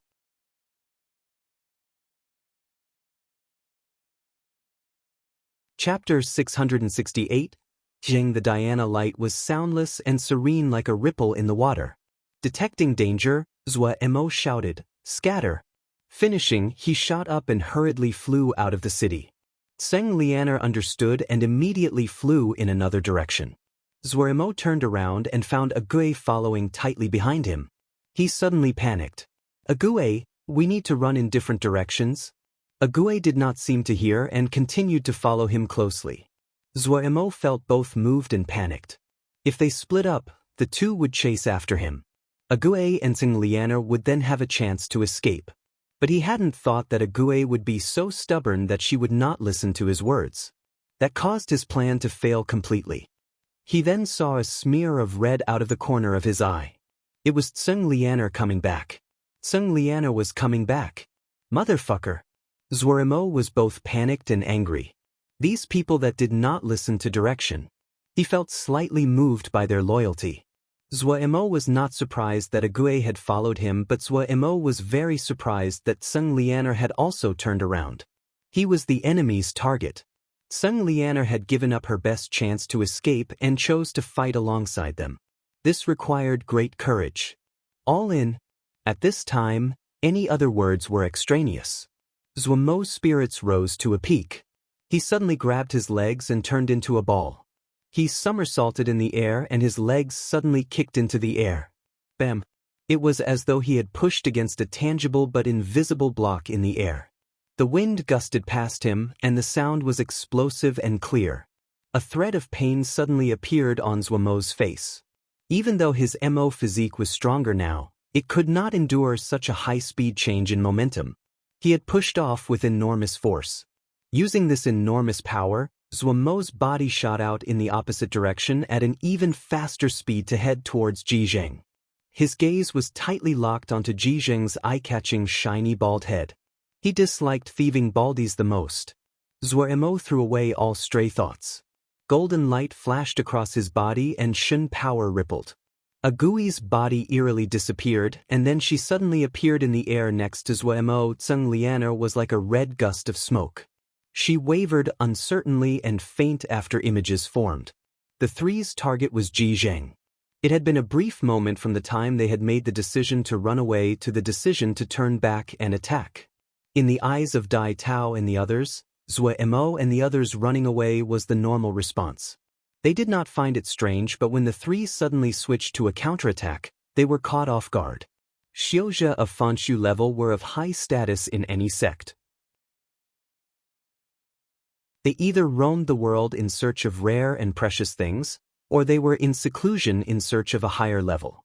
If a situation was not forced to the very end, the sect would not rely on such great power, much less in a top sect like Shen Kong Temple that had so many experts. It had been decades since the two had fought. Due to this, they were unprepared for the trio's escape turning suddenly into an attack. If this was a usual time, facing such a great difference in power, this bit of unpreparedness would not be of any effect. The two Fangsis minds were not affected by this. Their minds had been hardened and their confidence in their power had been engraved into their bones. They were overjoyed rather than shocked. If Zhuaremo and the others chose to flee, they could only choose to chase Zhuaremo and risk the other two escaping. Now the three had decided to stay. In the eyes of these two, it was like moths heading for the flame, seeking death. Jizheng snorted coldly. His upraised hand moved towards his other hand, his palms pressed together in a prayer position. His expression was solemn as he chanted. A golden lotus blossomed under his feet. Countless petals fell. A peaceful and serene presence that could permeate people's minds formed and an imperceptible murmur of chanting disturbed people's concentration. Zhuaremo felt his rippling Shun power suddenly stop. Without being conscious of it, his fighting spirit weakened. He immediately felt fear. The old thieving baldy wasn't simple to have a weapon that could subdue people without a fight. If this was in the past, Zhuaremo would have been greatly affected by the disturbance of the Dhyana chanting. But ever since he comprehended the steel text, his control over his Shun power was much greater even if it had not grown by much. Zhuaremo protected his mind. The pure and burning Shun power furiously circulated through his body. When the flower petals that fell came near him, they would explode into fragments. At the same time, the soul-setting divine light that was sleeping in Zhuaremo's body suddenly spun. Zhuaremo immediately felt his body lighten and his mind relax. He hadn't thought that the soul-setting divine light would have such a use. Zhuaremo was overjoyed and his spirits rose. That bald head in his field of view grew closer. Zhuaremo couldn't help but howl. His arms reached outwards as though to embrace the shiny head. Countless golden lights flashed in the air and flooded towards his hands. In this moment, a thick and vast golden pillar suddenly formed in Zhuomo's curved arms at an astounding speed. On the golden pillar, there were golden crows that seemed to be alive as they cawed and flapped their wings. A streak of crimson shot up along the golden pillar. Golden crow battering ram. At the same time, a cool crescent moon formed behind Tseng Lianer's body. Compared to the small crescent of before, the moon was much broader this time. The crescent moon pointed directly at Ji Zheng as though it was a blade. Moon, moon, strike. The purple light in Agui's eyes grew and her body eerily disappeared into the air. Ji Zheng's expression changed slightly. The attacks of the three surpassed his expectations. His Diana heart that was still like that of a deep well-detected danger and ripples formed. But the disturbed Diana heart immediately calmed. Ji Zheng looked down as he chanted. Blinding golden light emanated from his body. In a flash, he was like those intimidating Buddhas covered in golden paint.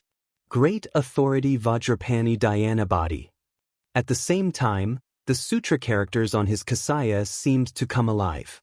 Sounds of countless people chanting came from the kasaya and gathered into a vast ocean of Dhyana chanting. Golden characters flooded out of Ji Zheng's body and formed a sea of characters. Xian Kong Temple's 8th grade talisman. Sutra Si Kasaya? Zhuo felt his vision blur. The sutra characters around Ji Zheng changed constantly. But Zhuo was experienced in battle. While he was shocked, he was not panicked. The golden crow battering ram did not change direction and headed powerfully towards that golden sea. Tseng Lianer immediately understood Zhuo's intentions. She controlled the moon crescent to follow behind the golden crow battering ram and struck. When the golden crow battering ram hit the sea of sutra characters, the burning red flow along the pillars suddenly exploded. Everywhere it passed, the sutra characters started to burn as though they were made of paper. And having overcome the resistance, the golden crow battering ram smashed down. A deep sound exploded in people's minds. In the hundreds of li, everyone's minds shook. Those that were weaker felt restless and wanted to throw up. Zhuomo's golden crow battering ram was like a great and heavy object that smashed through the sea of sutra characters. At this time, Ji Zheng suddenly raised his head and opened his eyes. It was like a Buddha opening his eyes, without joy nor sorrow, the aura of authority as great as the ocean. His hands moved apart and slowly slapped towards the golden crown battering ram coming towards him. The unstoppable golden crow battering ram was stopped by this seemingly normal movement. The palm that seemed to be smelted from golden liquid stopped that enormous golden crow battering ram completely. This all happened in a flash. Dai Tao hadn't thought that the trio's attacks would all be focused on Ji Zheng. But he did not panic. He had absolute confidence in Ji Zheng's strength. Ji Zheng Xixiang usually was secluded and only thought of Dhyana cultivation. Outsiders would not know, but as another Fanshu of Xian Kong Temple, Dai Tao knew Ji Zheng Xixiang's strength better than other people. Ji Zheng Xixiang was stronger than he was. Ji Zheng Xixiang that was raised in Xian Kong Temple had a sturdier foundation from when he began cultivating. His accumulation at each level was much better. When this reached Fanshu, this advantage became evident. Dai Tao always held some admiration about this. Looking at Xiao Mo Guest group concentrating their attacks on Ji Zheng Xixiang, he was not panicked and smiled coldly inside. They were seeking their own deaths. Shen power is only so. A thread of disappointment flashed across Ji Zheng's eyes. This golden crow battering ram was powerful, but it was far from the power that he thought it would have. Was the power of Shen power only so much? If that was the case, then this Shen power did not live up to its reputation. Just as this thought formed in Ji Zheng's mind, his eyes suddenly flickered. A cool light flashed along the golden crow battering ram and suddenly struck right in front of him. The light had been following tightly behind the golden crow battering ram and was hidden from view, concealed by the blinding golden light. Ji Zheng's Dhyana heart was steady, and when his thoughts shifted, he was able to respond. A handful of gray mist suddenly flew out of the beads hanging on his chest. When the cool moon light struck the gray mist, it suddenly stilled. Among the gray mist, The cool crescent moon essence was left motionless. 8th grade talisman, mortal thought bead. This string of beads was forged from the common thoughts that he had excised from his mind through cultivation of his dhyana heart. It was connected to his mind and had great abilities. When he sat and chanted every day over decades, he would stroke them to prove his heart. Dai Tao looked interestedly at the fight between the two sides and showed no intentions of joining in. Up until now, Jijing Shixiang was at ease and the enemy had not managed to truly threaten him. Jijing Shixiang was usually proud. He was at the peak of his interest in fighting. If Dai Tao joined in, it would displease Jijing. Suddenly, the motionless golden crow battering rams started to shatter. Black crows suddenly flapped their wings and flew out of the golden crow battering ram. These completely black crows had wisps of flame on their toes. Their eyes were dark red, and there were 3 thin golden feathers on their foreheads that trembled slightly. Their wings spread and their dark red eyes were locked onto Jijing. For some reason Jijing suddenly felt slightly anxious. His attention was completely absorbed by these black crows and did not notice the strange dance-like movements that Zhuo Mo was making at this time. From his vantage point Dai Tao could see the strange movements Zhuo Mo was making. His arms were dancing like snakes, his body moving in a strange rhythm. These movements seemed senseless, but for some unknown reason, Dai Tao felt a chill rise from his feet. His expression changed and he blurted out, "Shixiang, careful."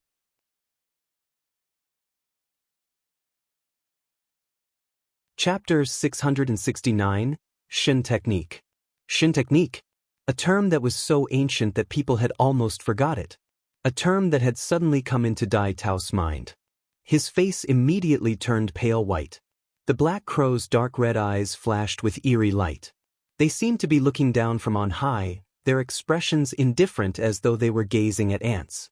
The moment Dai Tao met the eyes of the black crows, his mind turned completely blank. A desolate, cold, and vast presence came at him.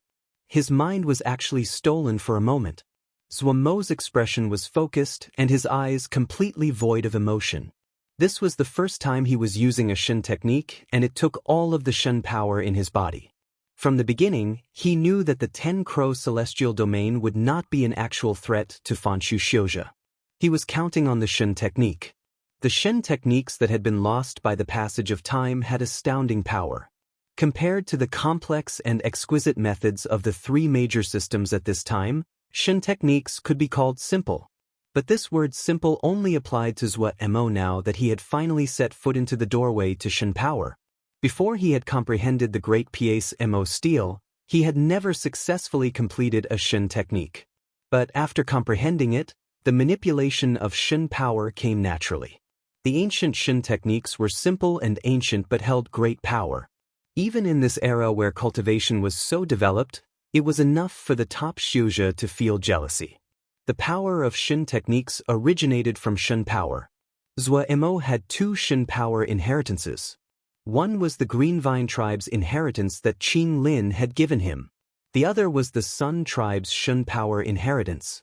Zhuo Mo had studied the Shin power inheritance of the Sun tribe. The 10-crow celestial domain and the Sun Shin power could be used together.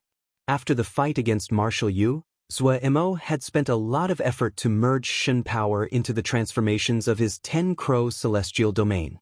With his present amount of Shin power, he could not use Shin power to fight a full battle like the totems in the ancient era. Even using the most elementary Shin techniques, the Shin power inside him would be quickly used up.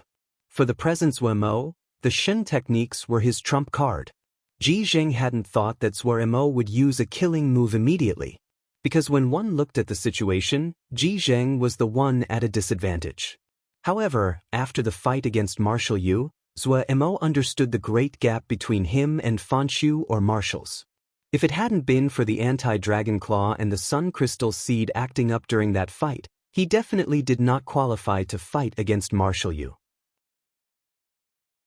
He had advanced greatly in the period of time since, but there was still a large gap between him and a Fanshu, much less Fanshu like Jijing who had been at this level for so many years. Zhuo Mo had judged his own abilities correctly from the start. His strategy was effective. Shin technique, Crow Eye. The legends said in the ancient Sun tribe, what they liked to raise the most were black fire crows with red eyes. These fire crows were vicious and wary, and when they flew, it was like an arrow. Their wings would cut the air, causing a high-pitched and piercing sound. The sound acted as an alarm for the tribe. The 10 black crows in the air suddenly spread their wings, and the light in their dark red eyes brightened. An extremely dissonant sound pierced the eardrums and penetrated people's heads. Under the strange piercing sound, the Ling power around him uncontrollably froze for a moment. Ji Zheng's expression on that golden face finally changed. After entering Fanshu, the Ling power inside his body had become one with him, and he had rid himself of all mortal thoughts. His Diana heart was clear and open without any distractions. He had almost reached the limit of Diana cultivation. Even if he was swarmed by 10,000 ghosts and had to enter the cycle of rebirth, the Ling power inside his body would not separate at all from his physical body and mind. In such a case, how could his Ling power go out of control? While Ji Zheng's mind was stunned, the 10 black crows in the air suddenly flapped their wings and dove down at Ji Zheng. Whoosh whoosh whoosh. Balls of dark red flames suddenly appeared from their toes and quickly covered their bodies. The 3 slender golden feathers on their foreheads dropped off and floated around them. The 10 dark red streams of light were like 10 arrowheads pointing directly at Ji Zheng. Shin technique. Ji Zheng's pupils suddenly contracted. When he realized what this was, the 10 flows of dark red light almost reached him. The eerie dark red of the black crow's eyes captured people's minds and caused a chill to run through their minds. A feeling of danger that almost consumed him caused every thread of Ling power in Ji Zheng's body to respond unconsciously. The power of a Fanshu finally was shown at the moment of death. The immortal thought beads that had been hanging from Ji Zheng's neck exploded. Gray mist fell down towards the 10 dark red streams of fire. At this moment of life and death, Ji Zheng did not hesitate to sacrifice the treasure he had forged through many decades. When the first flowing fire black crow blurred into the gray mist, it seemed to land in a bog and its speed quickly decreased. Pew pew pew. The 10 crows all entered the gray mist.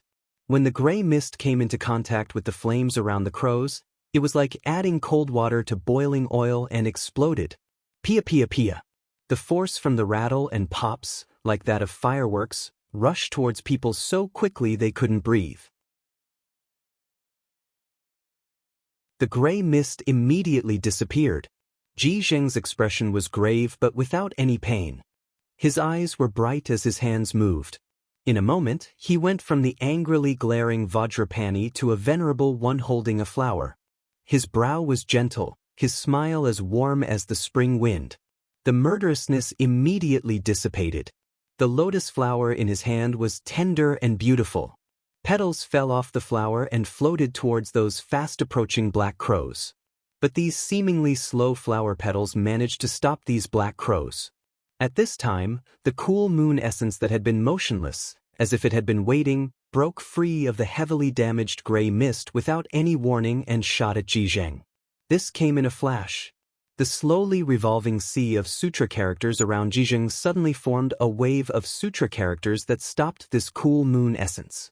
Almost at the same time, a light flashed through Zheng Lianer's eyes. Under the crescent moon, her long sleeves danced. Pia, the moon essence that had been stopped by the sutra characters, suddenly exploded. The cool moon essence started from within the sutra character C and spread at a rapid rate.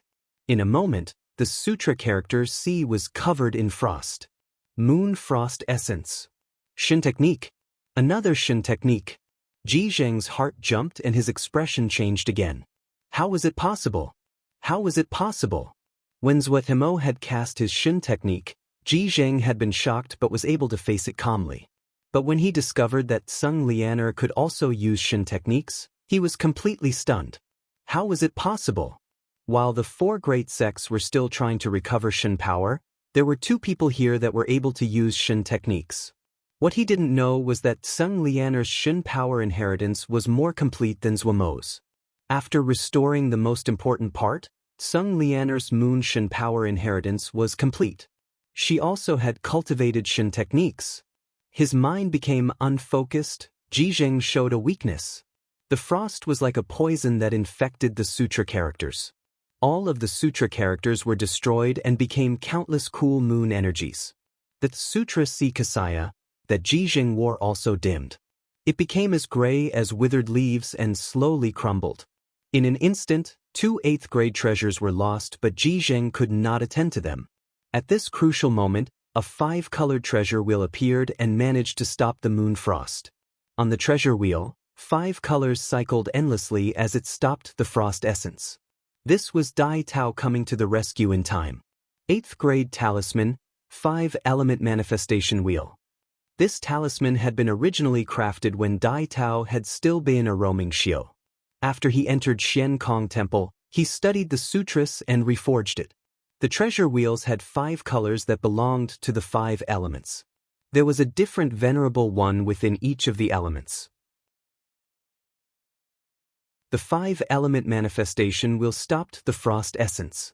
The 5 elements circulated and dissipated the power of the moon frost. Jijing relaxed slightly. If they could endure the enemy's attack, they could take back the initiative. He had never expected that they could cultivate Shen techniques. Caught off guard, he had been unprepared.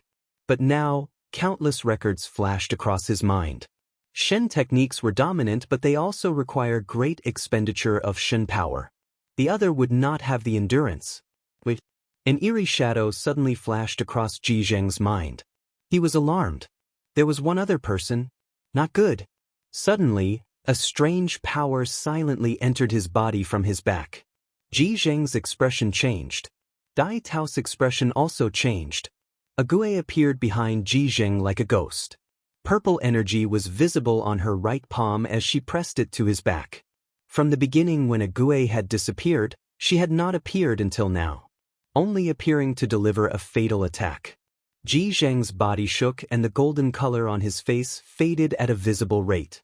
At this time, the flower petals stopping the black crow burned up and turned to ash. There were 3 black crows left. Red light flashed through the 3 black crows. They turned into 3 streams of light that accurately hit Jijing, who had lost the protection of the Sutra Sea. Jijing's body abruptly started to burn. No one noticed that the 9 slender golden feathers around the black crows entered Jijing's body like needles. Xixiang! Dai Tao frantically shouted. After the successful attack, Zhuo Mo did not linger and shouted, "Run!" Before he finished, a hand appeared behind his neck. A Gui had appeared like a ghost behind him and grabbed his neck. He felt his eyes blur and then found someone beside him. Tseng Liana was grabbed by the neck like he was by a Gui's other hand. Tseng Liana's face was slightly pale. Using that Shen technique had taken all of her power. The two smiled at each other. Detecting the sincerity in Zhuo Mo's smile, an emotion that was not there in the past, Tseng Liana felt happier. Boom! An intimidating Ling power vibration came from behind them. Shocked, Zhuo Mo turned to look back. A faint Buddha figure that was hundreds of zhang tall appeared where they had been. The authoritative Buddha glittered with golden light. A vast Ling power vibration caused Zhuo Mo's expression to change drastically. That Buddha figure stared at Zhuo Mo with an indifferent gaze. Zhuo Mo felt his heart seize. Suddenly, a Gui increased in speed. The purple energy flashed and Zhuo Mo finally felt the pressure decrease. Jijing was covered by the Buddha figure. The golden feathers that had entered his body were forced out and turned to powder. The Buddha's figure also disappeared. Jijing's complexion was pale. Looking at the rock that had shattered into multiple pieces and lost all light, after having been unaffected by losing so many other talismans, he finally showed pain for the first time. The ultimate treasure of Xian Kong Temple, Buddha relic, had saved his life. He suddenly raised his head and said to Dai Tao, "Do not give chase." Dai Tao was shocked. While Jijing Xixiang was injured, the enemy had no power to fight back. Even if he was alone, he could capture the 3. Jijing said coolly, "The Shen power that last woman cultivates is famed." Chapter 670, 26 years ago, a Gui was extremely fast. But what surprised Zhuo Mo was that the 2 old thieving bandits did not chase after them. The last attack by the Buddha manifestation had scared little Mo Gu to the point his little heart stopped beating. It had also killed the little bit of hope that he felt. If they managed to kill one, then escaping would be much easier. Even when Mo thought of it now, their attacks had been flawless. No matter if it was individual performance or their teamwork, it was the best they could do. But that cold-faced old thieving baldy was so powerful it almost surpassed the imagination, and he was even harder to deal with than Marshal Yu. The three of them were much stronger than when they had fought Marshal Yu. He and Xianxia had both used a Shun technique, and a Gui's ambush had been wondrous. But even so, the three of them working together could not finish off the cold-faced old thieving baldy. The old thieving baldy's great talismans were much more powerful than Marshal Yu's. The great wealth of Xian Kong Temple could be seen. Mo had become used to seeing the dominance that came with incontestable power. But this battle reminded Mo of the importance of talismans. Thinking about the endless chase that would be coming, Mo decided. Wasn't it just competing with riches? While we aren't as wealthy as Xian Kong Temple, we are not poor. He started to search his ring. Mo had to say after digging around that he did have a lot of good things. The broken arrow from the Archer tribe, the fragments of Eastern Water tribe's treasure, Heaven Summoning Bell, the Nether Ghost core of the Nether Ghost tribe, the Golden Leaf, the Jade Hook Tree, the Yin-Yang Null Polarity Bead, the Corpse Sea Bamboo, the Tears of the Mist People, the Black Heart Treasure Coins, the Green Carp Tongue Sword. Mo's confidence increased and he immediately felt his spine straighten. The spring wind blew, the battle drums beat. Who's afraid of whose talismans? Having found a safe place, Ague stopped fleeing. Mo carefully set up Jinji and hid their traces. The three began meditating to recover their energy. 4 hours later, Mo was the first to recover. His right hand could constantly provide Shin power. At this time, the small amount of Shin power it provided greatly increased his recovery speed. After a while, Ague and Xianxia also opened their eyes. Mo took out all kinds of materials, talismans, and Mo weapons, and arranged them in rows. See what can be used, pick what you want. Xianxia's exquisite face showed shock. The ground was covered in materials, talismans, and Mo weapons that all gave off different lights. It dazzled the eyes. The cave's walls reflected rainbow light. Ague grabbed the Nether Ghost core and the Corpse Sea Bamboo. Mo was slightly shocked. He hadn't thought that Ague would pick these two. Even Wang Lin hadn't known how to use the Nether Ghost core. The Corpse Sea Bamboo was an extremely dark talisman. Xianxia was not polite and picked the Green Carp Tongue Sword and some Blood Thunder beads. The Blood Thunder beads had been taken from Wu Ye's personal items and there were 16 beads. Unlike the Xiuzhe who would usually possess all kinds of talismans, Mo would usually only have 1 or 2 Mo weapons. But when Mo saw the Blood Thunder beads, his eyes lit up. He reached out a hand. "Give me a Blood Thunder bead." Xianxia handed a Blood Thunder bead as he requested. The Blood Thunder bead was about the size of a thumb, the color of wine red, its surface reflective but the bead was translucent. A line of silver slowly curving over the surface of the bead as though it was alive and gave people a feeling of extreme evilness. Feeling the Blood Thunder bead in his hand, Mo managed to discern the general method to make these beads. In the extremely in blood pools, plant thunder plasma, after 5 years, Blood Thunder beads would be produced. It was not easy to obtain Blood Thunder beads and they were extremely valuable. General level Mo would do almost anything to obtain a few to use as life-saving measures. Some of the content from the Yin Fire Bead chapter floated into Mo's mind. His thoughts shifted, his hand flipped, and a thread of fire appeared in the middle of his palm. The Sun Shin fire immediately wrapped around the Blood Thunder bead. Mo's hands moved and all kinds of spells flowed into the fire. Moments later, the new Blood Thunder bead flew into Mo's hand. The new bead was slightly smaller than before, the silver line was even brighter, and there were dots of gold energy on the bead. Let's call this bead the Gold Star Silver Thread Bead. Mo threw the bead over to Xianxia and then focused on reforging the other 15 Blood Thunder beads. The Yin Fire Bead chapter was a method that Mo had gotten from Pu Yao a long time ago, and was extremely familiar with the contents. As a Xiaoxia, he was skilled in forging. After his time in the Ten-Finger Prison, he became skilled in Yao arts. His pure Ten-Crow celestial apparatus was enough for him to dominate in body cultivation. He was also skilled in Mo matrices. Without realizing it, Zhua Mo could be said to be learned in the methods of all three territories. Even though his strength could not enter the ranks in the three fields, Zhua Mo could definitely be called a freak in terms of how many different things he learned. What Zhua Mo did wouldn't be permitted in large sections. People had limited energy and time, so if what they learned was varied and unfocused, it would be hard to accomplish anything in the future. Due to this, after sect disciples went through the initial recruitment tests, the sect would send experienced elders to give them suggestions which area to focus on. From then on, the disciple would focus on only one field. How could Zhua Mo learn so many tricks? The two old spirits each wanted to pull him into their own camps. If he hadn't stumbled onto Shen power, Zhua Mo would truly have been lost in the heterogeneous mix of skills. The three major systems were each unto themselves, with thousands of methods, and each with their own wonders. But Zhua Mo managed to obtain the Shen power inheritance.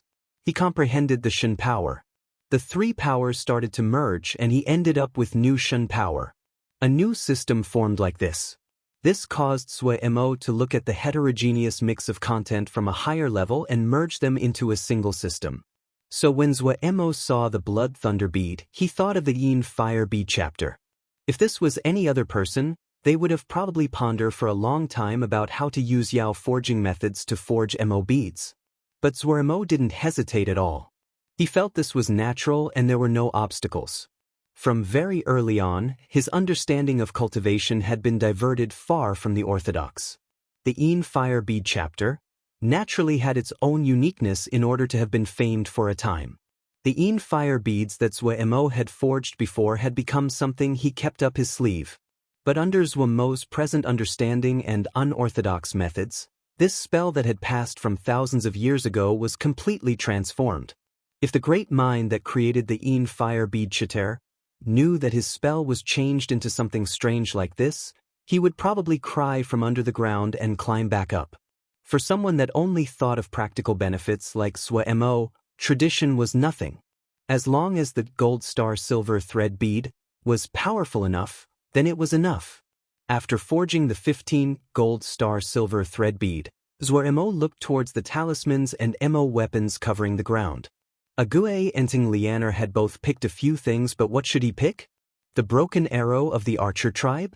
That was a good item.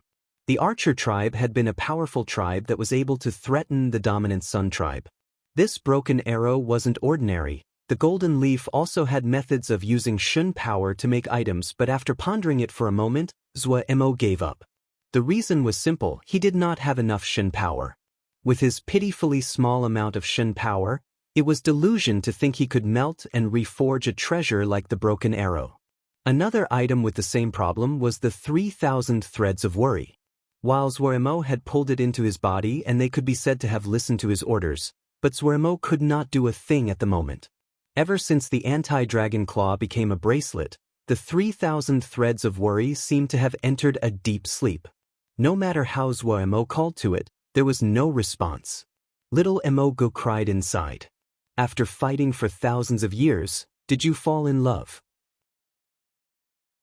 The jade hookwood was a 6th grade item and it required just a bit of nurturing before it could turn into the celestial green jade hookwood. If this was a normal time, 6th grade was definitely a good item, but it would not be enough to face Fanshu.